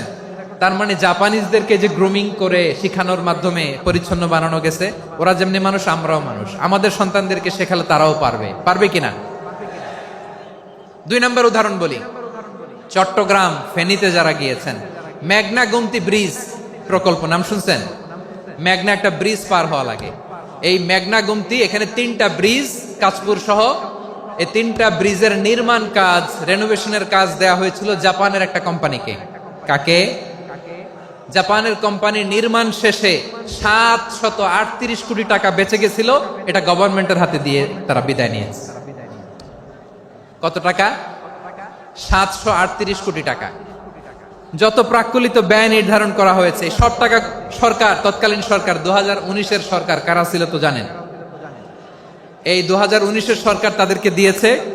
তারা রিনোভেশন নির্মাণ শেষে 738 কোটি টাকা অতিরিক্ত বেঁচে গেছিল, এটা আবার গভর্নমেন্টের হাতে বুঝাই দিয়ে তারা বিদায় নিচ্ছে। আমরা কেন এমন হইতে পারলাম না? জাপানের ওরাও মানুষ, আমরাও মানুষ, তার মানে মানুষে মানুষে পার্থক্য আছে না নাই? আচ্ছা, জাপানের 2টা উদাহরণ দিলাম, এবার আমার দেশের 2টা উদাহরণ দিব না? বাংলাদেশের দুটা উদাহরণ দেয়। 1 নম্বর উদাহরণ, গত সপ্তাহে আপনারা জানেন কক্সবাজার আমার একটা প্রোগ্রাম ছিল, তো হেলিকপ্টারে গিয়েছিলাম। ফেনী জেলা যখন পার হচ্ছি আমি দেখলাম 3টা উইন্ডমিল চিনেন তো, বিশাল পিলার, 3টা-4টা পাখা থাকে, বায়ু বিদ্যুৎ কেন্দ্র, বাংলাদেশের প্রথম বায়ু বিদ্যুৎ কেন্দ্র এটা, মুহুরী প্রজেক্ট বলে ওটা সম্ভবত, মুহুরী প্রজেক্ট। তো সাগরের বাতাসের ঝাপটায় এটা ঘুরে এনার্জি হয়, ইলেকট্রিসিটি উৎপাদন হয়। তো আমি পাইলটকে বললাম, ভাই এগুলো থেকে কেমন ইলেকট্রিসিটি উৎপাদন হয়? কয় হুজুর একটুও হয় না, কিছুই হয় না। কিছুই হয় না মানে? বলে হুজুর বাংলাদেশে যত উইন্ডমিল আছে এটার পাখা একটাও ঘুরে না। আল্লাহ, বলেন কি? তাহলে এই যে কোটি কোটি টাকা ব্যয় করে যে উইন্ডমিল, কয় হুজুর ভিতরে ফিটফাট, উপরে ফিটফাট, ভিতরে সদরঘাট। তার মানে কোটি কোটি টাকা দিয়ে এই উইন্ডমিল বানায়, এখানে কিছু নাই। দুর্নীতির আড্ডাখানা, আখড়াখানা বাংলাদেশ, ঠিক কিনা বলেন? আয় রে, জাপানিজরাও মানুষ, আমরাও মানুষ। আমার এক নিকটাত্মীয় সরকারি চাকরিজীবী, উনি আমাকে বললেন, বাংলাদেশের আর একটা উদাহরণ দেখি। উনি আমাকে বললেন যে প্রতি বছর আমাদের অফিসের ফার্নিচার চেঞ্জ করে। আমি বললাম প্রতি বছর ফার্নিচার চেঞ্জ করে কেন? বলে যে ফার্নিচার নতুন পারচেজ করলেই তো ওইখানে টাকা, নতুন কিনতে পারলেই টাকা, নতুন উন্নয়নের সবক শোনাতে পারলেই টাকা। প্রথম আলোর রিপোর্ট, কি আলো? প্রথম আলোর রিপোর্ট, গত 15 বছরে উন্নয়নের নামে লুটপাট হয়েছে প্রায় 3.25 লাখ কোটি টাকা। কার রিপোর্ট? আমাদের বানানো কথা, প্রথম আলোর রিপোর্ট। গত 15 বছরে কারা ছিল জানেন তো? হ্যাঁ, শুধু ওনাদেরকেই দোষ দিয়ে লাভ নাই। স্বাধীনতার পর থেকে শুধু শাসকের হাত বদল হয়েছে, আমরা কিছু পাই নাই, ঠিক কিনা বলেন? শুধু ওনাদের দোষ দিয়ে কি লাভ? একদল খাইছে, আরেক দল খাওয়ার জন্য রেডি হয়ে আছে। আমরা এরকম চাই না। আমরা চাই স্বাধীন সার্বভৌম বাংলাদেশ, আমরা চাই দুর্নীতিমুক্ত বাংলাদেশ। আমি নিউজটা যে কতবার পড়লাম, এটা কি সম্ভব? 3.25 লাখ কোটি টাকা লুটপাট, মানে লুটপাট করতে করতে এদেশের জনগণকে ফুটপাতে বসায় দিচ্ছে। প্রিয় ভাইয়েরা, তাহলে জাপানের মানুষও মানুষ, আমরাও মানুষ। সিদ্ধান্ত আপনার, কোন মানুষ হবেন, ভালো মানুষ না খারাপ মানুষ? আজকের আলোচনার বিষয় হচ্ছে মানব সম্পদের উন্নয়ন, human resource development. It's a process to increase the capacity of knowledge, skill, capacity of the people of a country. একটা দেশের মানুষের জ্ঞান, তাদের দক্ষতা কি করে বাড়ানো যায়, বাড়িয়ে দেশের উন্নয়ন করানো যায়, এটাই হচ্ছে মানব সম্পদ উন্নয়নের মূল কথা। তাহলে মানব সম্পদ হচ্ছে একটা দেশের সবচাইতে শক্তিশালী পুঁজি। প্রাকৃতিক সম্পদ, খনিজ সম্পদের চেয়েও দামি হচ্ছে মানব সম্পদ। আমার প্রিয় যশোর, প্রাকৃতিক সম্পদ, খনিজ সম্পদের চেয়ে দামি সম্পদ কি সম্পদ?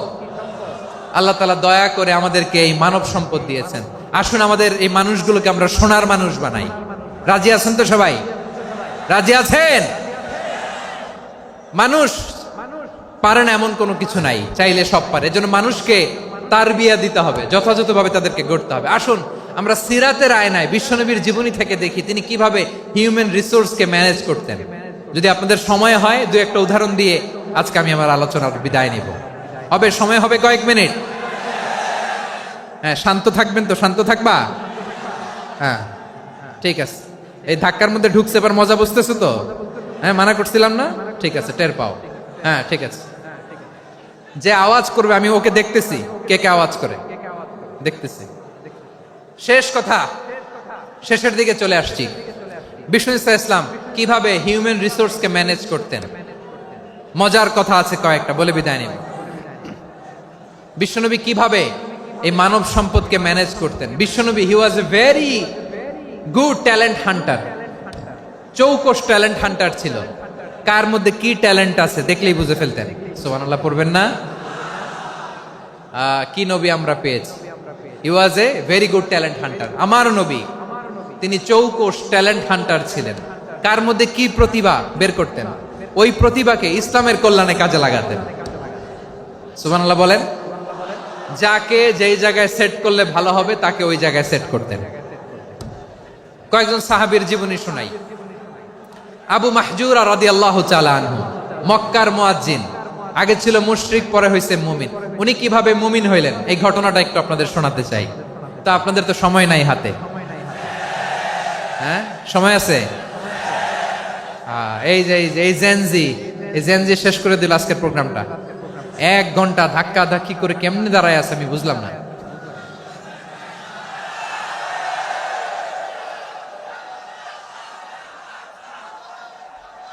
না না তাকবির না, চুপ করতে হবে। What I need, you stop. Just shut up. চুপ। হ্যাঁ ঠিক আছে, এভাবে। আবু মাহজুরা রাদিয়াল্লাহু তাআলা আনহু কিভাবে মুসলিম হলেন আওয়াজ করে শুনেন। হুনাইনের যুদ্ধ 8ম হিজরি, বিষ্ণু ঈসা ইসলাম হুনাইনের যুদ্ধ শেষে ফিরতেছেন। পথিমধ্যে বেলাল রাদিয়াল্লাহু তাআলা আনহু, এই যে আবার কথা, আই রে আল্লাহ রে, এখানে ধাক্কা ধাক্কি কেন? চলে যাও, পেছনে যাও, পেছনে যাও। কি আজীব তামাশা!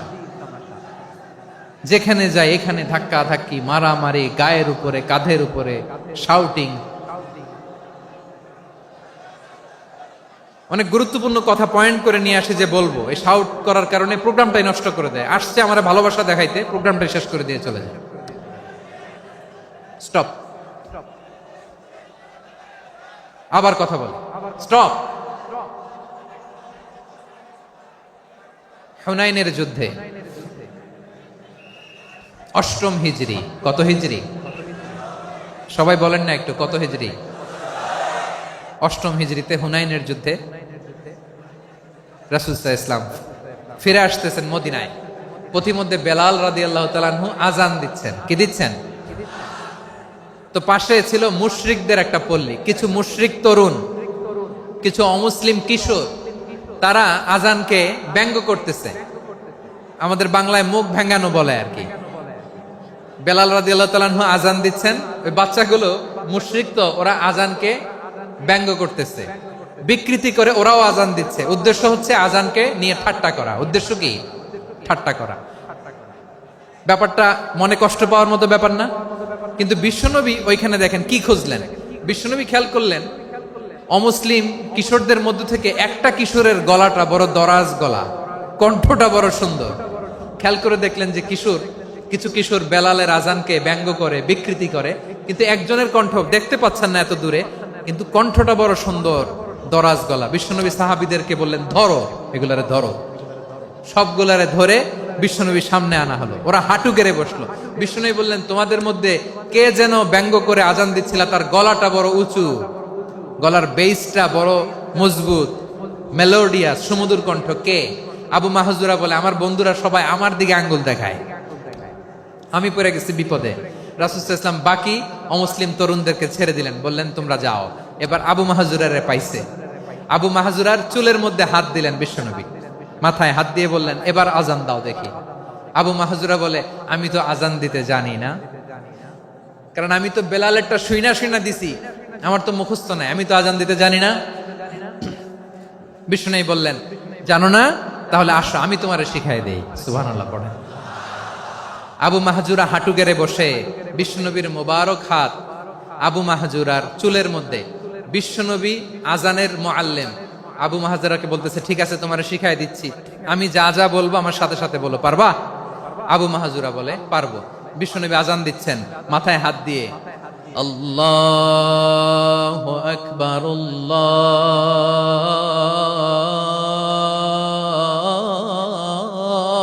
আল্লাহু আকবার।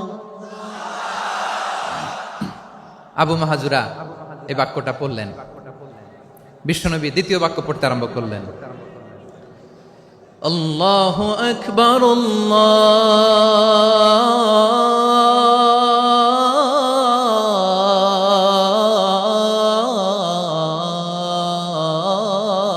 আল্লাহু আকবার।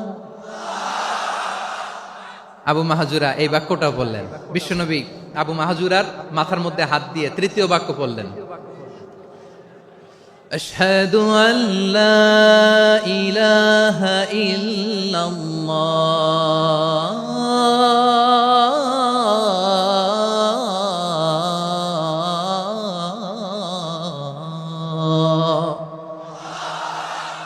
আবু মাহাজুরা তৃতীয় বাক্য পড়লেন। বিশ্বনবী একটা বাক্য পরে আবু মাহাজুরা পরে, বিশ্বনবী পরে আবু মাহাজুরা পরে। আবু মাহাজুরা কিন্তু অমুসলিম, মুশরিক। আবু মাহাজুরা বলে, এক একটা বাক্য পড়ি আমার কলিজাটা গলে ঠান্ডা হয়ে যায়। এতদিন মোহাম্মদকে গালি দিতাম, এখন মোহাম্মদ আমার মাথায় যখন হাত রাখছে আমার সারা শরীর ঠান্ডা হয়ে গেছে। বিশ্বনবী আজান শিখাচ্ছেন, একটা একটা বাক্য পড়ে আবু মাহাজুরাও পড়ে, বিশ্বনবী পড়ে আবু মাহাজুরাও পড়ে।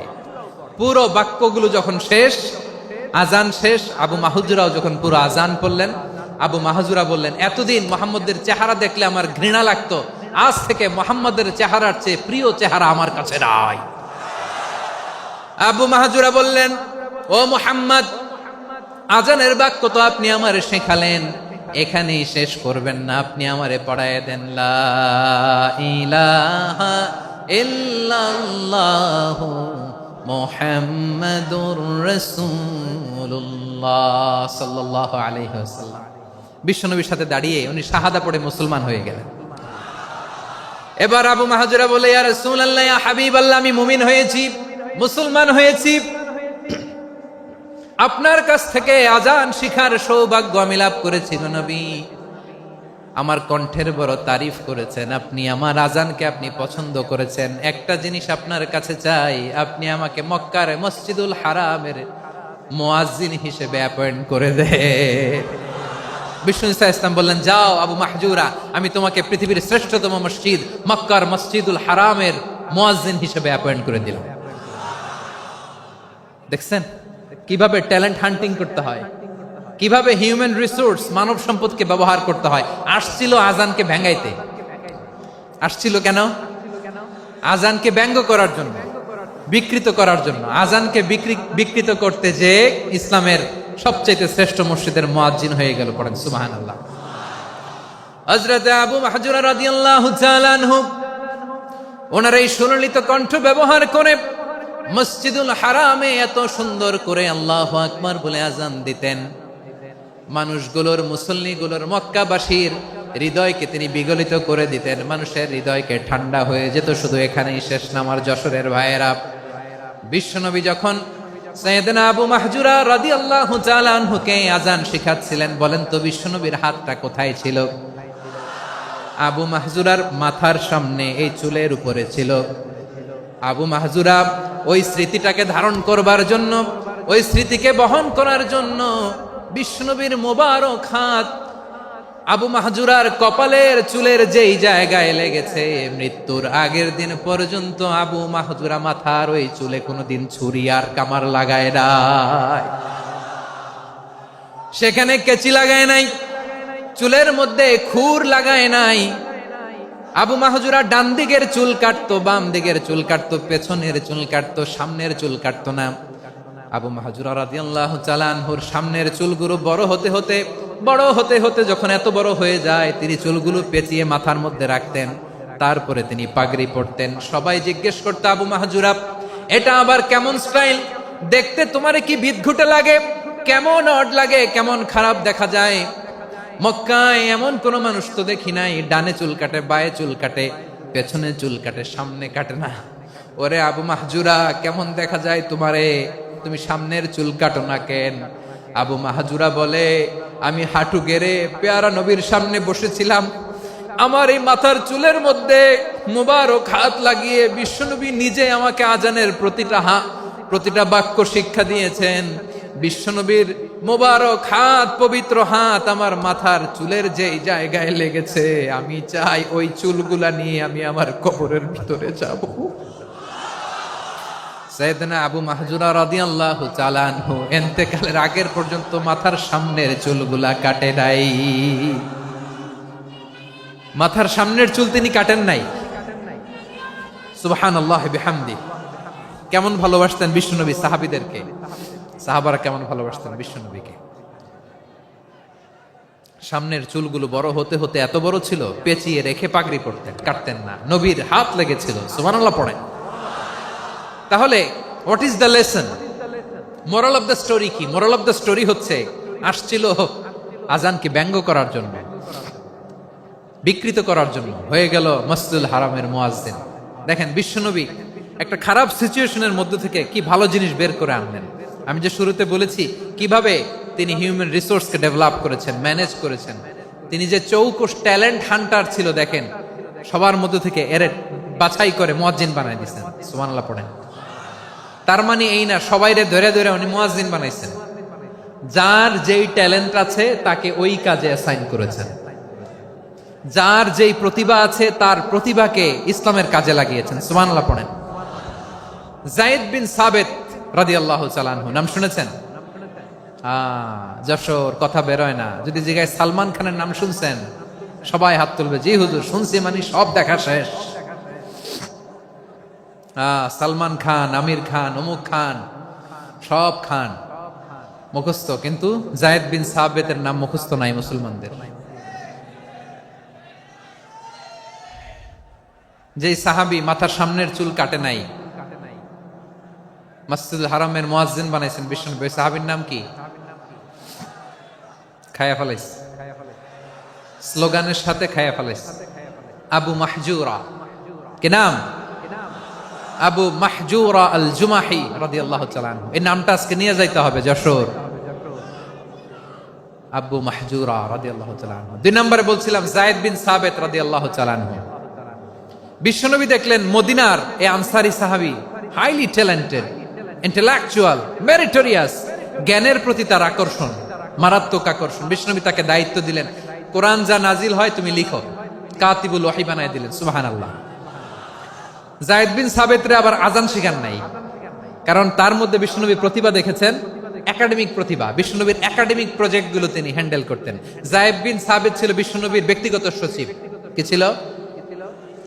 ব্যক্তিগত সচিব। বোঝেন নাই? বিশ্বনবীর ব্যক্তিগত সচিব এবং দোভাষী। ইহুদিরা কিছু লিখে দিলে এটার অর্থ বিশ্বনবীরে বুঝায় দিতেন, আবার ইহুদিদের কাছে কিছু লিখতে হলে তিনি লিখে দিতেন। বিশ্বনবী একদিন বললেন, ইন্নী ওয়াল্লাহি মা আমানু ইয়াহুদা আলা কিতাব। ইহুদিরা যে চিঠি পাঠায় অর্থ তো বুঝি না, আরেক ইহুদি আইনে অর্থ করা লাগে। আবার ইহুদিদের কাছে কিছু লিখে পাঠাইতে চাইলে আমরা তো লিখতে পারি না, ইহুদিরে দিয়ে লেখা লাগে। ওরা যে পয়রা শোনায় লিখে দেয়, আমি ওদের বিশ্বাস করি না। আমার নিজের একজন লোক দরকার। বিশ্বনবী এই যায়েদ বিন সাবিতকে চুজ করলেন ল্যাঙ্গুয়েজের জন্য। উনি বললেন, যায়েদ তোমার সফট স্কিলকে ডেভেলপ করতে হবে, তুমি হিব্রু ল্যাঙ্গুয়েজ শিখে ফেলো। যায়েদ বিন সাবিত বলল, বিশ্বনবীর মোটিভেশন আর ইন্সপিরেশন পেয়ে আমি 15 দিনে ইহুদিদের এই হিব্রু ল্যাঙ্গুয়েজ শিখে ফেললাম। শুধু শিখে ফেললাম না, হাত্তা হাদিকতু, even I became master in the language. এই ভাষা আমি পারদর্শী হয়ে গেলাম। এরপরে ইহুদিরা চিঠি লিখে পাঠালে আর কোন ইহুদি ডাকা লাগতো না, আমি নবীর এটার অর্থ শুনে পরে বুঝাই দিতাম। আবার ইহুদিদের কাছে চিঠি লেখা লাগলে আমি যায়েদ বিন সাবিত চিঠি লিখে দিতাম। সুবহানাল্লাহ। দেখেন এত সাহাবীর মধ্য থেকে বিশ্বনবীর একাডেমিক প্রজেক্ট, ব্যক্তিগত সচিব, দোভাষী হিসেবে তিনি যায়েদ বিন সাবিতের মতো তরুণকে নির্বাচিত করেছেন। কেমন ট্যালেন্ট হান্টার ছিল আমার নবী। সুবহানাল্লাহ পড়বেন না? বিশ্বনবীর ইন্তেকালের পরে সাইয়েদনা আবু বকর রাদিয়াল্লাহু তাআলা আনহু যখন খলিফা হয়ে আসলেন, কোরআনকে সংকলনের দায়িত্ব দেয়া লাগবে, কোন সাহাবীকে দিবেন? সব সাহাবারা মিলে পরামর্শ করলেন। সাইয়েদনা আবু বকর, ওমর সবাই মিলে এই বিশাল কোরআন সংকলনের গুরু দায়িত্ব বিশ্বনবীর ব্যক্তিগত সচিব, বিশ্বনবীর দোভাষী, বিশ্বনবীর সিলেক্ট করাই লোক যায়েদ ইবনে সাবিত রাদিয়াল্লাহু তাআলা আনহুকে দিয়েছে। কোরআনের কপি তো আজকে এখানে রাখে নাই। এই যে আজকের যে কোরআন পড়েন, এটা আগে এরকম ছিল না।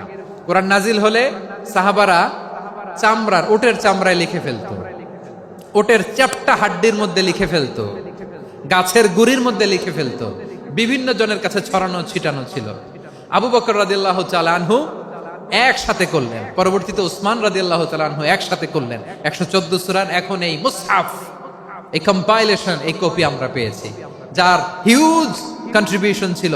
এই পুরো কোরআন কম্পাইলেশনের প্রজেক্ট ম্যানেজার ছিল যায়েদ বিন সাবিত রাদিয়াল্লাহু তাআলা।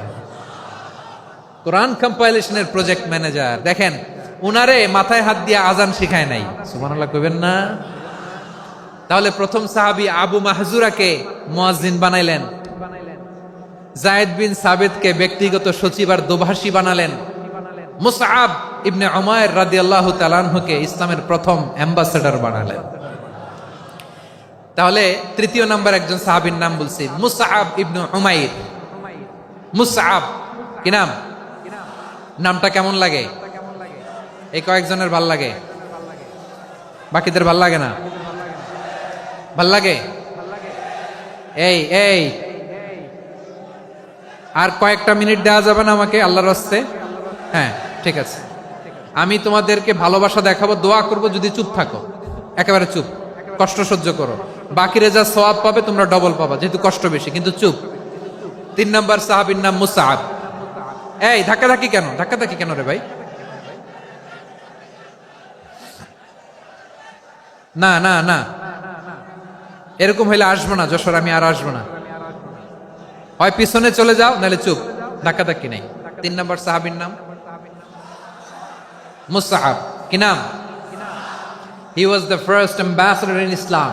ইসলামের প্রথম ডিপ্লোমাট, প্রথম কূটনৈতিক, ইসলামের প্রথম কূটনৈতিক, ইসলামের প্রথম ডিপ্লোমাট, প্রথম অ্যাম্বাসেডর মুসআব ইবনে উমাইর। মক্কার তরুণ যুবক, উনি পারফিউম লাগাইলে মানুষ দেখলেই বুঝতো এটা মুসআব লাগাইছে। এমন ড্যাশিং ফেসের ছিল, এমন স্মার্ট ড্যাশিং ফেস, এমন পার্সোনালিটির মানুষ ছিল মুসআব রাদিয়াল্লাহু তাআলা আনহু। কারণ যিনি ইসলামের স্পোকম্যান হবেন, মুখপাত্র হবেন, তার স্মার্ট হওয়ার দরকার আছে না নাই? আকাবার প্রথম শপথ যখন হলো, তাদের সাথে বিষ্ণু ঈসা ইসলাম মদিনাতে একজন মুখপাত্র পাঠালেন, ডিপ্লোমাটকে পাঠালেন, অ্যাম্বাসেডর অফ ইসলাম, তিনি হচ্ছেন মুসআব ইবনে উমাইর। পড়েন সুবহানাল্লাহ। বিশ্বনবী দেখলেন সে অনেক স্মার্ট, তার ডেডিকেশন আছে, সিনসিয়ারিটি আছে, এবং মদিনায় যে আউস খাজরাজ গোত্রের নেতাদের সাথে ডিল করতে হবে, ইহুদিদের সাথে ডিল করতে হবে, ওখানে একজন পাক্কা জানু খেলোয়াড়ের দরকার আছে না নাই? মুসআব ইবনে উমাইর রাদিয়াল্লাহু তাআলা আনহু, ওনাকে বিষ্ণু ঈসা ইসলাম চুজ করলেন। এবং বিষ্ণু ঈসা ইসলামের এই চুজিংটা, এই সিলেকশনটা এত সুন্দর ছিল, তিনি মদিনাতে যে বিশ্বনবী আসার আগেই মদিনার জমিনকে তিনি উর্বর করে ফেলছেন। প্রতিটা ঘরে ঘরে কালিমার দাওয়াত তিনি পৌঁছায় দিচ্ছেন। জুমার বিধান নাজিল হয়েছে, কিন্তু মক্কায় পরিবেশ নাই জুমা পালনের। বিষ্ণু ঈসা ইসলাম একজনকে দিয়ে খবর পাঠালেন, যাও মদিনায় মুসাবকে যে বলো, মুসাব তো আমার শিক্ষক, আমার স্পোকম্যান, মদিনাতে যেন তারা জুমা কায়েম করে। বিশ্বনবীর আগেই মুসআব মদিনার মুসলিমদেরকে নিয়ে মদিনায় প্রথম জুমা কায়েম করে ফেলছে। কোন সুবহানাল্লাহ। ডিপ্লোমাটদের কেমন হইতে হয়, অ্যাম্বাসেডরের কেমন হইতে হয়, মুসআব রাদিয়াল্লাহু তাআলা আনহুর কাছ থেকে শিখে নাও। মুসআব নামটা কেমন লাগে?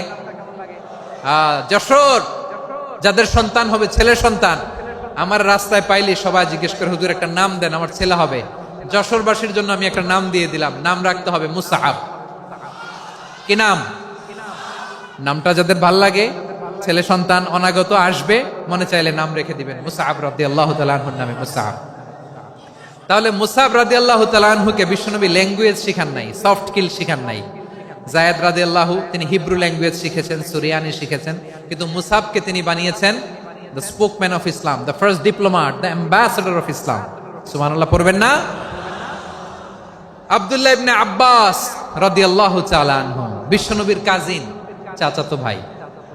আবার মাইমুনা রাদিয়াল্লাহু তাআলা আনহু, মাইমুনা নবীর স্ত্রী, তিনি ছিলেন আব্দুল্লাহর আপন খালা। তো নবীর বউ যদি ওনার খালা হয়, নবী তার কি? বুঝে নাই, নবী তার কি? খালু। তাহলে সম্পর্ক অনেক গভীর, কাজিন আবার খালু, ছোট্ট মানুষ, তাই রাতে মাঝে মাঝে ঘরে থাকতো। বিশ্বনবী দেখলেন আব্দুল্লাহ যেহেতু আমার ঘরে ঢুকতে পারে, আব্দুল্লাহরে এই উম্মতের বড় শিক্ষাবিদ বানাইতে হবে। কথা বোঝে নাই? আব্দুল্লাহকে কি বানাইতে হবে? শিক্ষাবিদ, এডুকেটর অফ দিস উম্মাহ, এই উম্মার শিক্ষাবিদ বানাইতে হবে। তাই আব্দুল্লাহ ইবনে আব্বাসকে বিশ্বনবী হাতে কলমে শিক্ষা দিয়েছেন। আহারে, আর এরপরে যে কি ভাষা আসবে তোমাদের জন্য আমার মুখ থেকে আমি নিজেও জানি না, আমি নিজেও জানি না। 1 ঘন্টা যাবত ধাক্কা ধাক্কি মারামারি। তো আসতে বলছে কে তোমাকে? পেছনে চলে যাও, জায়গা না পেলে। পুরো প্রোগ্রামটাই নষ্ট করে দিল।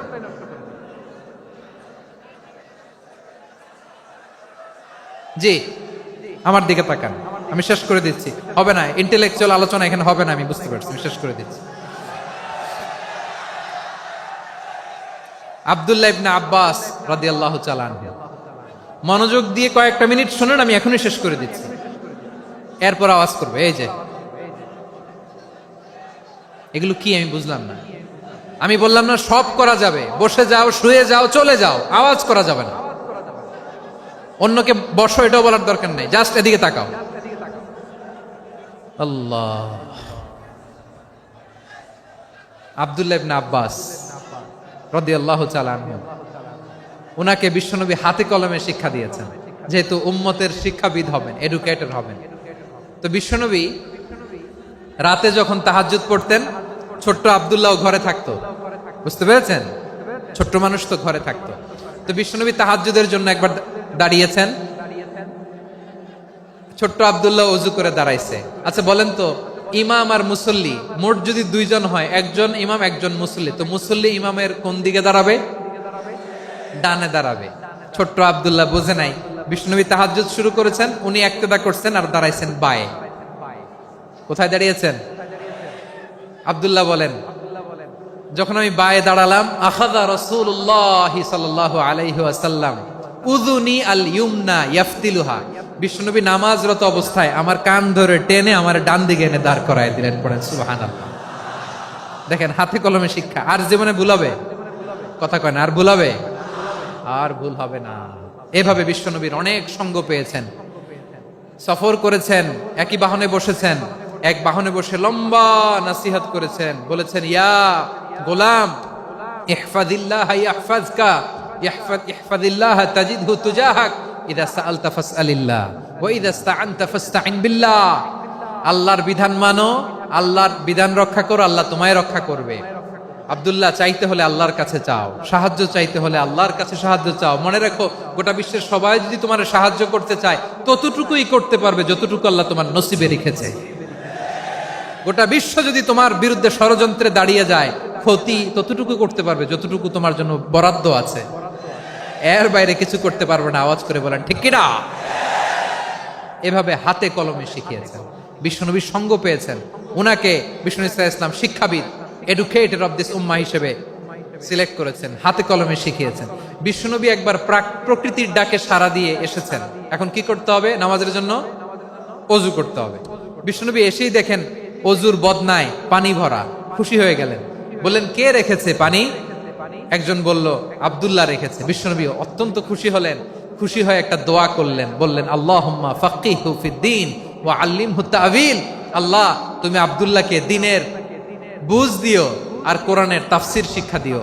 বিশ্বনবীর এই দোয়া এমন লাগছে, উনি রাইসুল মুফাসসিরিন, এই পৃথিবীতে যত মুফাসসির ছিল, যত মুফাসসির আসবে, সকল মুফাসসিরের সম্রাট হিসেবে স্বীকৃত হয়েছেন। আব্দুল্লাহ ইবনে আব্বাস, বিশ্বনবী ওনারে আজান শিখান নাই, বিশ্বনবী ওনারে ল্যাঙ্গুয়েজ শিখান নাই, বিশ্বনবী ওনারে অ্যাম্বাসাডর বানান নাই, হাতে কলমে শিক্ষা দিয়েছেন। ছোট্ট মানুষ, বিশ্বনবী ইন্তেকাল করলেন, আবু বকরের সময় গেল, ওমরে ফারুকের খেলাফত, তখনও তিনি তরুণ। ওমরে ফারুক রাদিয়াল্লাহু তাআলা আনহু ওনার ক্যাবিনেট মিনিস্ট্রির বৈঠকে এই আব্দুল্লাহ ইবনে আব্বাসকে পাশ দিয়ে বসায় রাখতেন। বয়স্ক সাহাবারা এটা পছন্দ করতো না, তারা বলতো, ঘটনা কি? আব্দুল্লাহর মতো ছেলে নাতি আমাদের আছে, এরা কেন রাখে ওমরে ফারুক? ওমরে ফারুক এটা টের পেলেন, তিনি বুঝতে পারলেন যে ক্যাবিনেট মেম্বাররা এটা পছন্দ করে না, ছোট্ট আব্দুল্লাহরা কেন রাখি, কেন যে রাখি, এটা একদিন বুঝাবো। একদিন মিটিং এ তিনি সবাইকে বললেন, ইযা জাআ নাসরুল্লাহি ওয়াল ফাতহ। এই আয়াত দ্বারা উদ্দেশ্য কি বলেন তো মুরব্বী সাহাবীরা? এক সাহাবী বলেন, এই সূরা দ্বারা উদ্দেশ্য, আল্লাহ বলেছেন আমাদেরকে বিভিন্ন ল্যান্ড, বিভিন্ন এলাকা বিজয় করতে হবে। ওমরে ফারুক বললেন, না, হয়নি। আরেকজন বললেন, বিজয় হওয়ার পর আমাদের বেশি বেশি আল্লাহর বরত্বের ঘোষণা দিতে হবে, এটা উদ্দেশ্য। ওমরে ফারুক বললেন, না, হয় নাই। যারে জিজ্ঞেস করেন কেউ পারে না। সব শেষে বিশ্বনবী ছোট্ট আব্দুল্লাহরে বলেন, আব্দুল্লাহ, ইদা জাআ নাসরুল্লাহি ওয়াল ফাতহ, এর দ্বারা উদ্দেশ্য কি বলতো? ছোট্ট আব্দুল্লাহ বলেন, হুয়া আজালু রাসূলিল্লাহ। এই আয়াত দ্বারা বিশ্বনবীর বিদায়কে উদ্দেশ্য নেওয়া হয়েছে। ওমরে ফারুক বললেন, হাযা হুয়া, এটাই তো সঠিক উত্তর, এটাই সঠিক তাফসীর এই আয়াতের। কারণ ইদা জাআ নাসরুল্লাহি ওয়াল ফাতহ, যখন আল্লাহর সাহায্য আর বিজয় আসবে, ওয়া রাআইতান নাসা ইয়াদখুলুনা ফি দীনিল্লাহি আফওয়াজা, আপনি দেখবেন দলে দলে, ঢলে ঢলে, বানের পানির মতো মানুষ ইসলামের দিকে ঢুকতেছে, ইসলামের বিজয় হয়েছে। তো ইসলামের বিজয়ের মিশন নিয়ে নবী আসছে, বিজয়ী যখন হয়ে গেছে, এখন তো নবীর বিদায় হবে। জোরে বলেন ঠিক কিনা? কোন সাহাবী এই সূক্ষ্ম কথাটা ধরতে পারে নাই, ওই আব্দুল্লাহ ছাড়া। আব্দুল্লাহ যখন উত্তর দিছে সব সাহাবীদের টনক নড়েছে। এরপর থেকে কোনো ক্যাবিনেট মিটিং এ আর কোন সাহাবারা কোনো প্রশ্ন করে নাই, আওয়াজ করে পড়েন সুবহানাল্লাহ। বিশ্বনবী আব্দুল্লাহ ইবনে আব্বাসকে দ্য এডুকেটর অফ দ্য উম্মাহ, উম্মার শিক্ষাবিদ হিসেবে গ্রহণ করেছেন। আওয়াজ করে পড়তে হবে আল্লাহু আকবার। সাহাবীদের নামগুলো মনে থাকবে? এক নম্বরে আবু মাহজুরা, মুয়াজ্জিন বানাইছেন। যায়েদ ইবনে সাবিত, দোভাষী, ট্রান্সলেটর অফ প্রফেট, এবং তিনি ছিলেন বিশ্বনবীর ব্যক্তিগত সচিব। Musab ibne Umair, the first ambassador and diplomat of ইসলাম।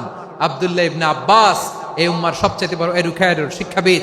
আরেকজন ছিল আব্দুল্লাহ ইবনে মাসউদ রাদিয়াল্লাহু তাআলা। দুই আব্দুল্লাহ, আব্বাস গেল, আরেকজন হচ্ছে মাসউদ।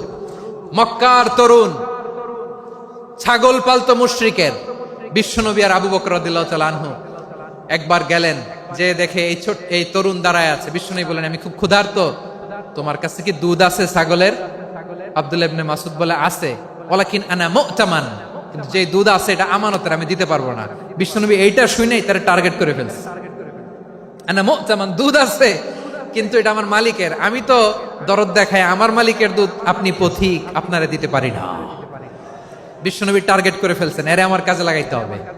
বিশ্বনবী বলেন, আচ্ছা ঠিক আছে, দুধ দিও না, কিন্তু এমন ছাগি আছে কিনা যেই ছাগির সাথে কোনো ছাগলের মিলন হয় নাই, তার ওলানে দুধও আসে নাই, বাচ্চাও নাই, এরকম ছাগির থেকে যদি আমি দুধ খাই তাহলে তো সমস্যা নাই। বলতেছে, এরকম ছাগির থেকে দুধ খাইলে সমস্যা নাই, কারণ এরকম ছাগির ওলান থেকে দুধ আসবেও না। বলতেছে, ঠিক আছে, এরকম একটা ছাগি নিয়ে আসা হলো। বিশ্বনবী বিসমিল্লাহ বলে ওই ছাগির ওলানে হাত দিলেন। হাত দিতে দেরি, পুরো ওলানটা দুধে ভরে যেতে দেরি হয় না। বিশ্বনবী আর আবু বকর রাদিয়াল্লাহু তাআলা আনহু দহন করে পেট ভরে খেলেন। এই দৃশ্য আব্দুল্লাহ ইবনে মাসউদের হৃদয়ে দাগ কাটলো। এই মুজিজা দেখে তিনি বললেন, আশহাদু আল্লা ইলাহা ইল্লাল্লাহ ওয়া আশহাদু আন্না মুহাম্মাদুর রাসূলুল্লাহ। তিনি ষষ্ঠ মুসলিম ছিলেন, 6 নম্বর মুসলমান। ওনাকে টার্গেট করে বিশ্বনবী দেখলেন এমন ইন্টেলেকচুয়াল ব্রেন, উনি সূক্ষ্ম সূক্ষ্ম জিনিস বুঝে বেশি, ফিকহি জ্ঞান ওনার মধ্যে বেশি। বিশ্বনবী ওনাকে কোরআনের জ্ঞান শিক্ষা দিতে লাগলেন। উনি বিশ্বনবী সবার কাছে কোরআন শোনায়, কিন্তু বিশ্বনবী নিজে আব্দুল্লাহ ইবনে মাসউদের কাছ থেকে কোরআন শুনতো। বিশ্বনবী একবার বললেন, ইকরা আলাইয়া ইয়া মাসউদ। ইবনে মাসউদ, একবার শোনাও তো কোরআন দেখি। আব্দুল্লাহ ইবনে মাসউদ বলে, আকরাউ আলাইকা ওয়া আলাইকা উনজিল। নবী, আপনার উপর কোরআন নাজিল হয় আর আমি আপনার সামনে কোরআন পড়ব। বিশ্বনবী বললেন, ইন্নী উহিব্বু আন আসমাআহু মিন গায়রি। আমি নিজে পড়তে যেমনি ভালোবাসি, অন্য পড়ুক আমি শুনবো, এটাও আমি ভালোবাসি। সূরা নিসা তিনি তেলাওয়াত করে শুনিয়েছেন। এমন সূক্ষ্ম সূক্ষ্ম বিষয় বিশ্বনবী উনাকে ধরিয়ে দিয়েছেন। উনি হয়ে গিয়েছেন, আব্দুল্লাহ ইবনে আব্বাস হয়েছেন রাইসুল মুফাসসিরিন, উনি হয়ে গিয়েছেন ফাকিহুল উম্মাহ। ওনার চাইতে বড় ফকি এই পৃথিবী আর দেখবে না। চিল্লায় বলেন সুবহানাল্লাহ। উনি বলতেন, ওয়াল্লাহি ওয়াল্লাহি ইল্লাযী লা ইলাহা গায়রু মা উনজিলাত সূরাতুন ইল্লা ওয়া আনা আ'লামু আইনা উনজিলাত ওয়া ফীমা উনজিলাত। বিশ্বনবী এমন ভাবে কোরআনের দার্স আমাকে দিয়েছেন, কোরআনে যত সূরা নাজিল হয়েছে, যেখানে নাজিল হোক না কেন আমি জানি এটা কোথায় নাজিল হয়েছে এবং কোন প্রেক্ষাপটে নাজিল হয়েছে। এমন একটা সূরা নাই যে সূরার কোথায় নাজিল হয়েছে আমি মাসুদের জানা নাই, কোন প্রেক্ষাপটে নাজিল হয়েছে আমার জানা নাই। এরকম ঘটবে না। চিল্লায় বলেন আল্লাহু আকবার। এই আব্দুল্লাহ ইবনে মাসউদ রাদিয়াল্লাহু তাআলা আনহু ওমর ফারুকের সময় কুফার চিফ জাস্টিস ছিলেন। কুফা নগরীর চিফ জাস্টিস বুঝেন নাই? বিচারপতি। কি ছিলেন? সবাই বলে নাই, কি ছিলেন? বিচারপতি ছিলেন। এবং ওনার যে ফিকহি জ্ঞানের ধারা, এটাই আলকামা, ইব্রাহিম আন-নাখাই, হাম্মাদ ইবনে সুলাইমান হয়ে ইমাম আবু হানিফা পর্যন্ত পৌঁছেছে। এবং ওনার ফিকহি জ্ঞানের ধারাই হানাফি মাযহাবে অ্যাকসেপ্ট হয়েছে। আজও এগুলো হানাফি মাযহাবে চর্চিত হয়। হানাফি মাযহাবের সব ফিক আব্দুল্লাহ ইবনে মাসউদের ফিকহি জ্ঞানের ধারা থেকে নেওয়া হয়েছে। চিল্লায় পড়েন সুবহানাল্লাহ। তাহলে উনাকে বিশ্বনবী বানিয়েছেন জুরিস্ট, আইনবিদ, ফাকিহ। উনারে আজান শিখান নাই। হিউম্যান রিসোর্স ডেভেলপমেন্ট কিভাবে করবেন, মানব সম্পদের উন্নয়ন কিভাবে করতে হয়, কিভাবে যার যেখানে প্রতিভা কাজে লাগাতে হয় উনি দেখিয়েছেন। সুবহানাল্লাহ পড়বেন না? খালিদ বিন ওয়ালিদ নাম শুনছেন? কে কে শোনেন নাই হাত তোলেন। কি ছিলেন? বীর বীর যোদ্ধা ছিলেন খালিদ বিন ওয়ালিদ, কিন্তু তিনি ইসলাম ধর্ম গ্রহণ করেছেন অনেক দেরিতে, 8ম হিজরিতে। তার মানে 8ম হিজরির আগে উনি মুশরিকদের পক্ষে লড়াই করেছেন। ওনার হাতে কত মুসলিম সাহাবী যে নিহত হয়েছে হিসাব নাই। বিষ্ণুনবী টার্গেট করে রাখছে, তুমি আমাদের মুসলিমদের এত ক্ষতি করলা, তুমি যখন মুসলমান হবা তোমার দিয়ে আমি এমন কাম করামু যে এটা আর কেউ করতে পারবে না। সুবহানাল্লাহ নাই? যশোর ক্লান্ত হয়ে গেছে।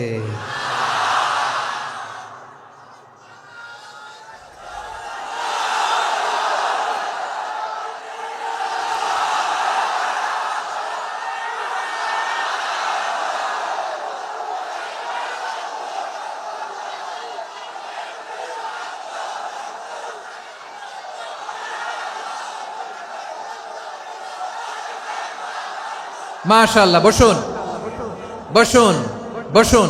খালিদ বিন ওয়ালিদ রাদিয়াল্লাহু তাআলা আনহু 8ম হিজরিতে মুসলিম হয়েছেন, মক্কা বিজয়ের আগে। তো মক্কা বিজয়ের আগে যখন মুসলিম হয়েছেন, এর আগে কি করছেন? কাফিরদের সাথে যুদ্ধ করেছেন। উনি উহুদের যুদ্ধে মুসলমানদের যে পরাজয় ভাব, কঠিন পরিস্থিতির মুখোমুখি উনার কারণে পিছন থেকে এমন আতর্কিত আক্রমণ করেছেন, মুসলমানদেরকে কচুকাটা করেছেন। 8ম হিজরিতে আল্লাহ তাআলা হেদায়েতের নূর দিয়ে ওনার হৃদয়টাকে উজালা করে দিলেন। লা ইলাহা, এটা এমন বাণী যার হৃদয়ে একবার টাচ খাবে, এইটা থেকে সে আর পালিয়ে বেড়াতে পারে। ঝিনুকের ভেতর লুকিয়ে থাকে যেমন মতি, ঝিনুকের ভেতর লুকিয়ে থাকে যেমন মতি, কলমা শাহাদাতে আছে আল্লাহর জ্যোতি, কলমা শাহাদাতে আছে আল্লাহর জ্যোতি। ঠিক কিনা বলেন? মক্কা বিজয়ের আগে মুসলিম হলেন, হওয়ার পরেই বিশ্বনবীর টার্গেট ফুলফিল হলো। ওই যে টার্গেট করে রেখেছেন আর দোয়া করেছেন, খালিদ বিন ওয়ালিদ যদি মুসলিম হয় তাকে আমি মিলিটারি চিফ বানাবো। ওনাকে আজান শিখান নাই, ওনারে কান ধইরা নামাজের এই মাথা থেকে ওই মাথা আনান নাই, ফিকহি কোরআনের সূক্ষ্ম তাফসীর ওনারে শিখান নাই, অ্যাম্বাসেডর বানান নাই। বিষ্ণু ইসলাম উনাকে সামরিক অভিযানে প্রেরণ করেছেন। সামরিক অভিযানে তিনি প্রেরণ করেছেন।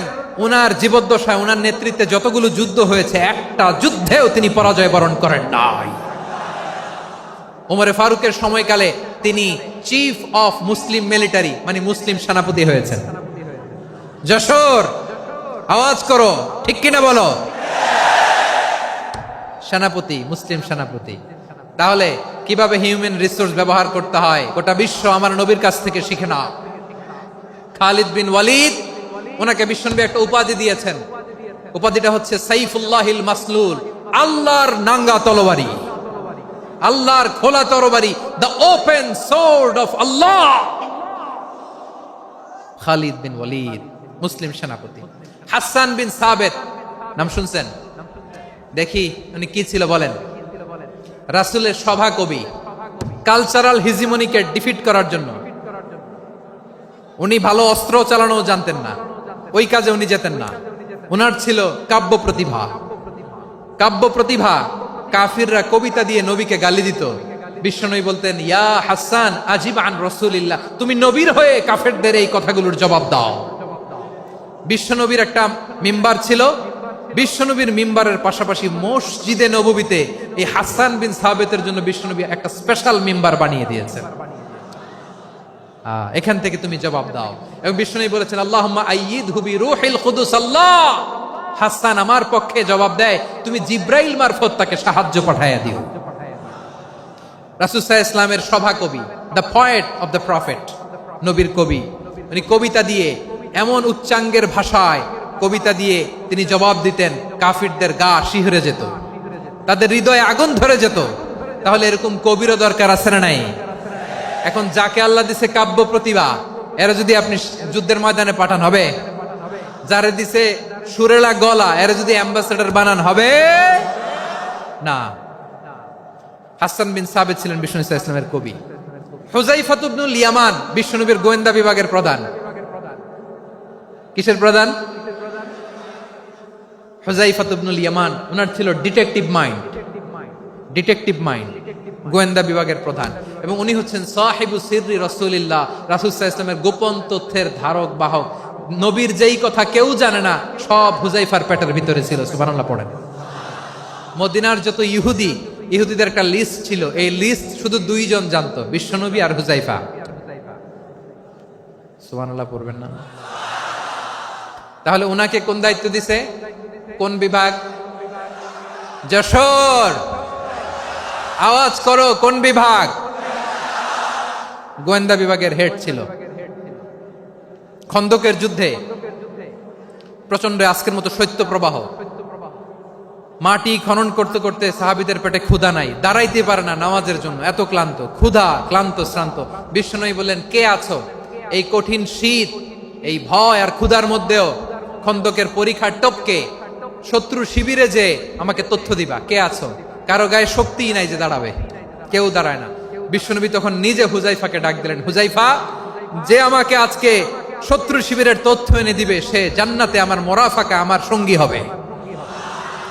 হুজাইফা রাদিয়াল্লাহু ইবনুল ইয়ামান জীবনের ঝুঁকি নিয়ে এই ক্ষুধা, শৈত্য প্রবাহ, কোল্ড ওয়েভস কে উপেক্ষা করে পরীক্ষা টপকে শত্রু শিবিরে যে সবার কথাগুলো চুপে চুপে শুনে বিশ্বনবীর দরবারে এসে গোয়েন্দাদের মতো তথ্য সরবরাহ করেছে। বিশ্বনবীর গোয়েন্দা বিভাগের প্রধান হুজাইফা ইবনুল ইয়ামান ইন্টেলিজেন্স বিভাগ চালাতেন। মুনাফিকদের নাম ওনার কাছে ছিল। মুআয ইবনে জাবাল মদিনা রাষ্ট্রের সবচেয়ে সিনিয়র আমলা ছিলেন। আমলাতন্ত্র চিনেন তো? প্রশাসনিক কাজ যারা চালায়, অ্যাডমিনিস্ট্রেশন বুঝেন না? The department of administration. মদিনার রাষ্ট্রের সিনিয়র আমলা মুআয ইবনে জাবাল মুতাখাসসিসুন ফিল হালাল ওয়াল হারাম, হালাল হারামের স্পেশালিস্ট ছিলেন।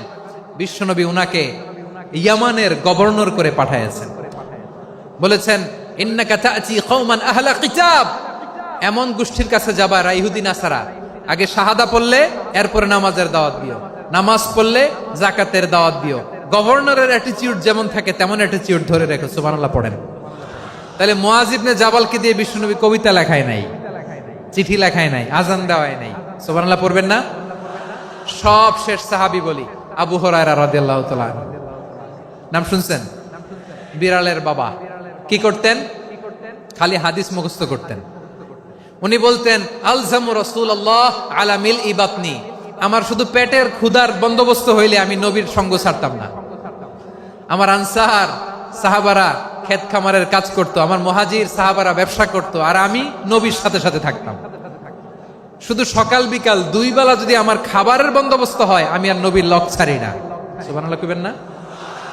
5374টা হাদিস তিনি বর্ণনা করেছেন। সবচেয়ে বেশি হাদিস বর্ণনাকারী সাহাবী। হাদিস প্রিজার্ভেশনের কাজে বিশ্বনবী ওনাকে কাজে লাগিয়েছেন।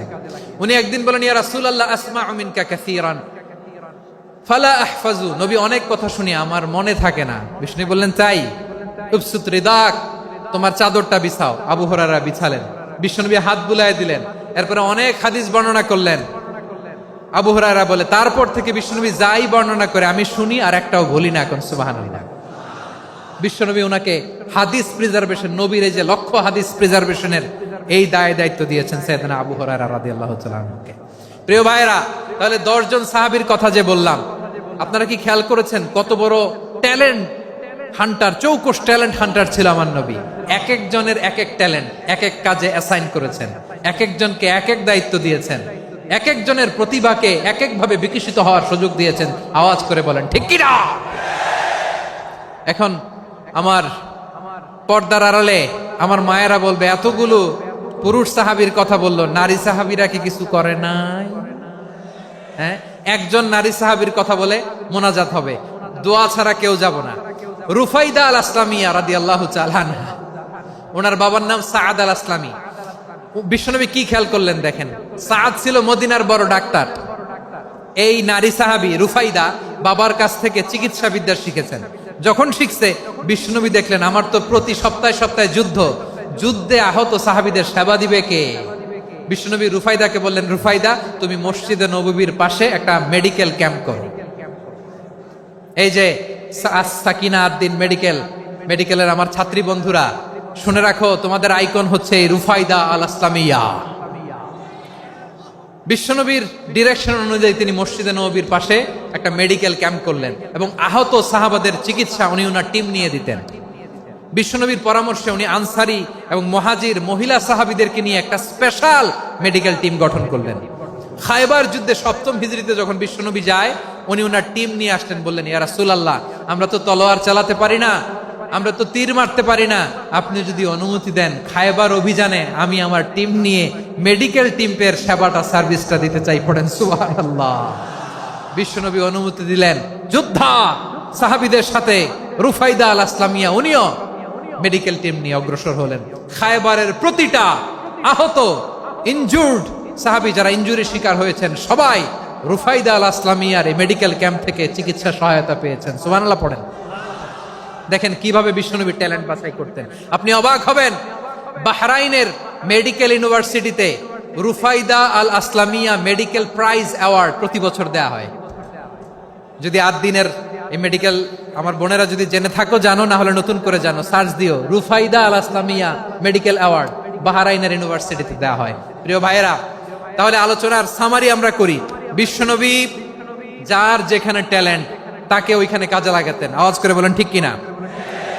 এবার একটা ইন্টারভিউ হবে, আওয়াজ করে বলেন, আবু মাহজুরাকে বিশ্বনবী কি বানাইছেন? হ্যাঁ, ভুলে গেছেন? সামনের চুলে হাত দিয়ে বিশ্বনবী কি সুন্দর গলায় আজান শিখালেন। মুয়াজ্জিন।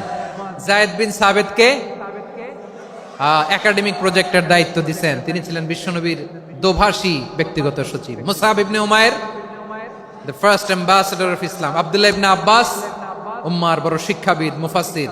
আব্দুল্লাহ ইবনে মাসউদ, আব্দুল্লাহ ইবনে মাসউদ ছিলেন জুরিস্ট। কি ছিলেন? জুরিস্ট ছিলেন, এই উম্মার সবচেয়ে বড় জুরিস্ট। খালিদ বিন ওয়ালিদ, সেনাপ্রধান। হাসান বিন সাবিত, হাসান বিন সাবিত ছিলেন বিশ্বনবীর সভাকবি। কি ছিলেন? বিশ্বনবীর সভাকবি ছিলেন। এরপরে হুযায়ফা ইবনুল ইয়ামান কি ছিলেন? গোয়েন্দা বিভাগের প্রধান। মুআয ইবনে জাবাল কি ছিলেন? সিনিয়র আমলা, ইয়ামানের গভর্নর। আবু হুরায়রা রাদিয়াল্লাহু তাআলা আনহু হাদিস প্রিজার্ভেশনের কাজ করেছেন। আর আমাদের রুফাইদা আল আসলামিয়া রাদিয়াল্লাহু তাআলা আনহা কি ছিলেন? নার্স ছিলেন। নার্স হয়ে মেডিকেল সেবা দিয়েছেন। প্রিয় ভাইয়েরা, পুরো আলোচনার যদি সামারি করি তাহলে বিশ্বনবী যেভাবে হিউম্যান রিসোর্সকে ম্যানেজ করেছেন, যার যেখানে প্রতিভা কাজে লাগিয়েছেন, আমরাও যদি করি আমাদের বাংলাদেশের চিত্র আমরা পাল্টে যেতে পারবো। আমরা শুরুতে শুনেছি মানুষের আছে অসীম সম্ভাবনা, প্রতিটা মানুষ অনন্য, যত্ন নিলে, যথাযথ পরিচর্যা করলে মানুষ বিশ্ব জয় করতে পারে। ঠিক কিনা? আমাদের হাফেজে কোরআনের সামনে দাঁড়াতে পারে এমন কোন হাফেজে কোরআন আল্লাহর জমিনে জন্ম হয় নাই। গোটা বিশ্ব কাঁপিয়ে তারা সেরা। আমাদের ক্রিকেটাররা সেরা, আমাদের তৈরি পোশাক শিল্প সেরা। এরকম অনেক অনেক সেরা জিনিস আছে, আমরা এগুলোরে নার্চারিং করতে পারি নাই, পরিচর্যা করতে পারি নাই, সঠিক তারবিয়াতের অভাব। তাহলে মানুষের অসীম সম্ভাবনাকে কাজে লাগাতে হবে। ঠিক কিনা বলেন? ইউনুস গভর্নমেন্টকে আমি বলবো, অল্প সময়ের জন্য আপনারা এসেছেন, সংস্কারও করতে হবে, আবার নির্বাচনও করতে হবে। সব সংস্কার হয়তো করতে পারবেন না, যতটুকু পারবেন এর মধ্যে আমাদের যে হিউজ ম্যান পাওয়ার, আমাদের যে মানব সম্পদ, হিউম্যান রিসোর্স, এটাকে ডেভেলপ করে আপনাদের যেতে হবে। যেটা পারবেন না সেটাকে পরবর্তী নির্বাচিত গভর্নমেন্টের কাছে রেখে যেতে হবে, যে তারা যেন করে, তাদের কাছে আপনারা এটা রেখে যাবেন। তাহলে মানুষ চাইলে বিশ্ব জয় করতে পারে। আর মানুষকে হারাতে পারে কেউ? জোরে বলো যশোর, মানুষকে হারাতে পারে কেউ? আল্লাহ আমাদেরকে জনসংখ্যা দিয়েছেন। প্রিয় ভাইয়েরা, এই জনসংখ্যা অনেক বড় সম্পদ, এটা আমাদের জন্য অভিশাপ নয়, আশীর্বাদ। আমাদের জনসংখ্যাকে যদি আমরা জনশক্তিতে রূপান্তর করতে পারি, আজকে বাংলাদেশ যে অবস্থানে দাঁড়িয়ে আছে, বাংলাদেশ তার 20 গুণ উন্নতির শিখরে চলে যাবে। চিল্লায় বলো ঠিক কিনা? আমাদের শ্রমিক ভাইয়েরা বাইরে কাজ করে, আমাদের শ্রমজীবী ভাইয়েরা, প্রবাসীরা, তাদের ব্যাপারে গুরুত্ব দিতে হবে। আমাদের শ্রমের দাম সবচেয়ে কম, সবচেয়ে কম। তারা এম্বাসিতে গুরুত্ব পায় না, এয়ারপোর্টে গুরুত্ব পায় না। এই সরকার অবশ্য তাদেরকে অনেক গুরুত্ব দিচ্ছে। আমাদের অদক্ষ শ্রমিককে যখন আমরা দুবাই পাঠাই, অল্প বেতন পায়, কিন্তু ইন্ডিয়ানরা দক্ষ শ্রমিক পাঠাইলে তার 3 গুণ বেতন পায়। আমরা আমাদের শ্রমিকদেরকে অদক্ষভাবে আর পাঠাতে চাই না, দক্ষ শ্রমিক পাঠিয়ে আমরা রেমিটেন্সের বন্যা বইয়ে দেব। আমাদের শ্রমিকদের পাঠানো রেমিটেন্সের টাকায় সচল থাকে আমার দেশের অর্থনীতির চাকা। তাদেরকে সবচেয়ে গুরুত্ব দিতে হবে। আমরা পেয়েছি ফ্রিডম ফাইটার, মুক্তিযোদ্ধা, আর আমার প্রবাসী ভাইরা হচ্ছে রেমিটেন্স ফাইটার। জোরে বলো ঠিক কিনা? তাহলে আমাদের এই জনশক্তিকে জনসম্পদে ট্রান্সফর্ম করতে হবে, ঠিক কিনা বলেন?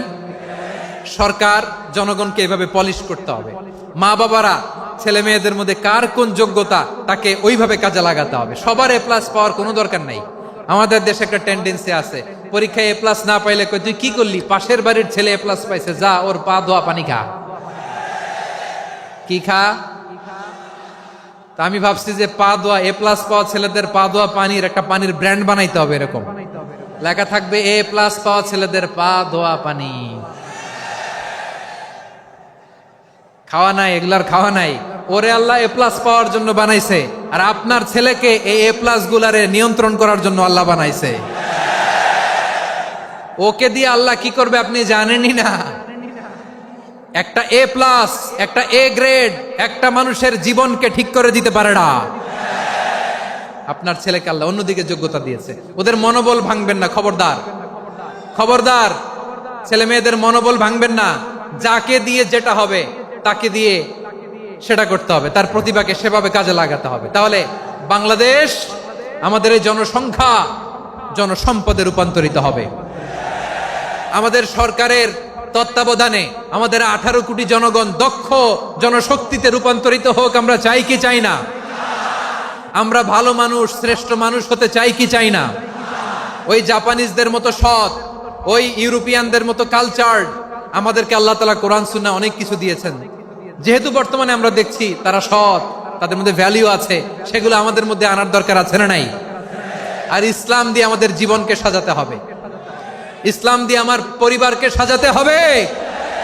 ইসলাম থেকে, কোরআন থেকে প্রেসক্রিপশন না নিলে জীবন সুন্দর হবে না।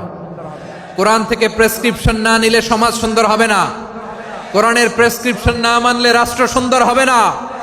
কোরআনের প্রেসক্রিপশন অ্যাপ্লাই না করলে শুধু দুর্নীতি দমন কমিশন দিয়ে দুর্নীতি বন্ধ করা যাবে না। এজন্য কোরআনের আইন আমরা চাই কি চাই না? প্রিয় ভাইয়েরা, হিউম্যান রিসোর্স ডেভেলপমেন্ট, মানব সম্পদের উন্নয়ন, আমাদের সরকার যেন এদিকে নজর দেয়। আমরা যেন এই ব্যাপারে যত্নবান হয়ে উঠি। যাকে আল্লাহ যে যোগ্যতা দিয়েছে, এই যোগ্যতা দিয়ে আমরা যেন ইসলামের জন্য, দেশের জন্য কাজ করি। আমরা যেন আমাদের স্কিল ডেভেলপ করি, আমাদের পটেনশিয়ালকে ডেভেলপ করি। মোরালিটি, ভ্যালিউজ নিয়ে শায়েখ আহমদুল্লাহ আলোচনা করেছেন। এগুলো দিয়ে যেন আমরা আমাদেরকে সাজাই। আল্লাহ তাআলা আমাদের দেশকে তুমি নিরাপদ করো, আমরা পড়ি আমিন। আল্লাহ আমার 18 কোটি জনগণকে তুমি জনশক্তিতে রূপান্তরিত করো, আমিন। আল্লাহ আমরা হাতে হাত রেখে, কাঁধে কাঁধ মিলিয়ে, ভাইয়ে ভাইয়ে যেন এই দেশকে গড়তে পারি, আল্লাহ তুমি তৌফিক দান করো, আমরা পড়ি আমিন। আমার প্রিয় মহিউদ্দিন ভাই বলেছেন, হুজুর এমন একটা ঘোষণাপত্র দিয়ে যাবেন আজকের এই ঐতিহাসিক যশোরের প্রোগ্রামে, যেটা গোটা বাংলাদেশে মানুষ এটার উপর আমল করে। আমি যে কথাটা বলেছি এটাই, আসুন আমরা আমাদের জনসংখ্যাকে জনসম্পদে ট্রান্সফর্ম করি। আমাদের জনসংখ্যাকে আমরা যেন জনশক্তিতে রূপান্তরিত করি। জনসংখ্যাকে ট্রান্সফর্ম করে জনশক্তি দিয়ে আমরা যেন আগামীর বাংলাদেশ, স্বাধীন বাংলাদেশ 2.0 কে গড়ে তুলি। আল্লাহ তাআলা আমাদের সবাইকে কথাগুলো বোঝার, আমল করার তৌফিক দান করুন। এই জেনজি, ক্ষমা করে দিও আমাকে, অনেক ধমক দিছি, বকা দিছি। আল্লাহ তোমাদেরকে করুক, কবুল করুক, যশোরবাসীকে কবুল করুক, আদ দিনকে কবুল করুক, এই মেডিকেল কলেজকে কবুল করুক। ইসলামের জন্য বাদ ভাঙা এই জোয়ার এবং উচ্ছ্বাসকে আল্লাহ তাআলা কবুল করুক। হাযা মা ইনদি ওয়াল ইলমু ইনদাল্লাহ আলাইহি তাওয়াক্কালতু ওয়া ইলাইহি উনীব। সুবহানাকাল্লাহুম্মা ওয়া বিহামদিকা আশহাদু আল্লা ইলাহা ইল্লা আনতা আস্তাগফিরুকা ওয়া আতুবু ইলাইক। আল্লাহুম্মা আমিন। রব্বানা ظلمنا أنفسنا وإن لم تغفر لنا وترحمنا لنكونن من الخاسرين. ربنا آتنا في الدنيا حسنة وفي الآخرة حسنة وقنا عذاب النار. ও বিশাল আকাশের মালিক, বিশাল জমিনের মালিক, তোমার আকাশ বাতাসের তুলনায় আমাদের হাত দুইটা বড় ছোট্ট রে আল্লাহ। ছোট দুটি হাত পেতে বুক ভরা আশা নিয়ে তোমার শাহী দরবারে চেয়ে রইলাম। আমাদের জিন্দেগির গুনাহ খাতা তুমি মাফ করে দাও। আমাদের আব্বা আম্মা দাদা দাদি আত্মীয় স্বজন সবার গুনাহ খাতা তুমি মাফ করে দাও। আমাদের যত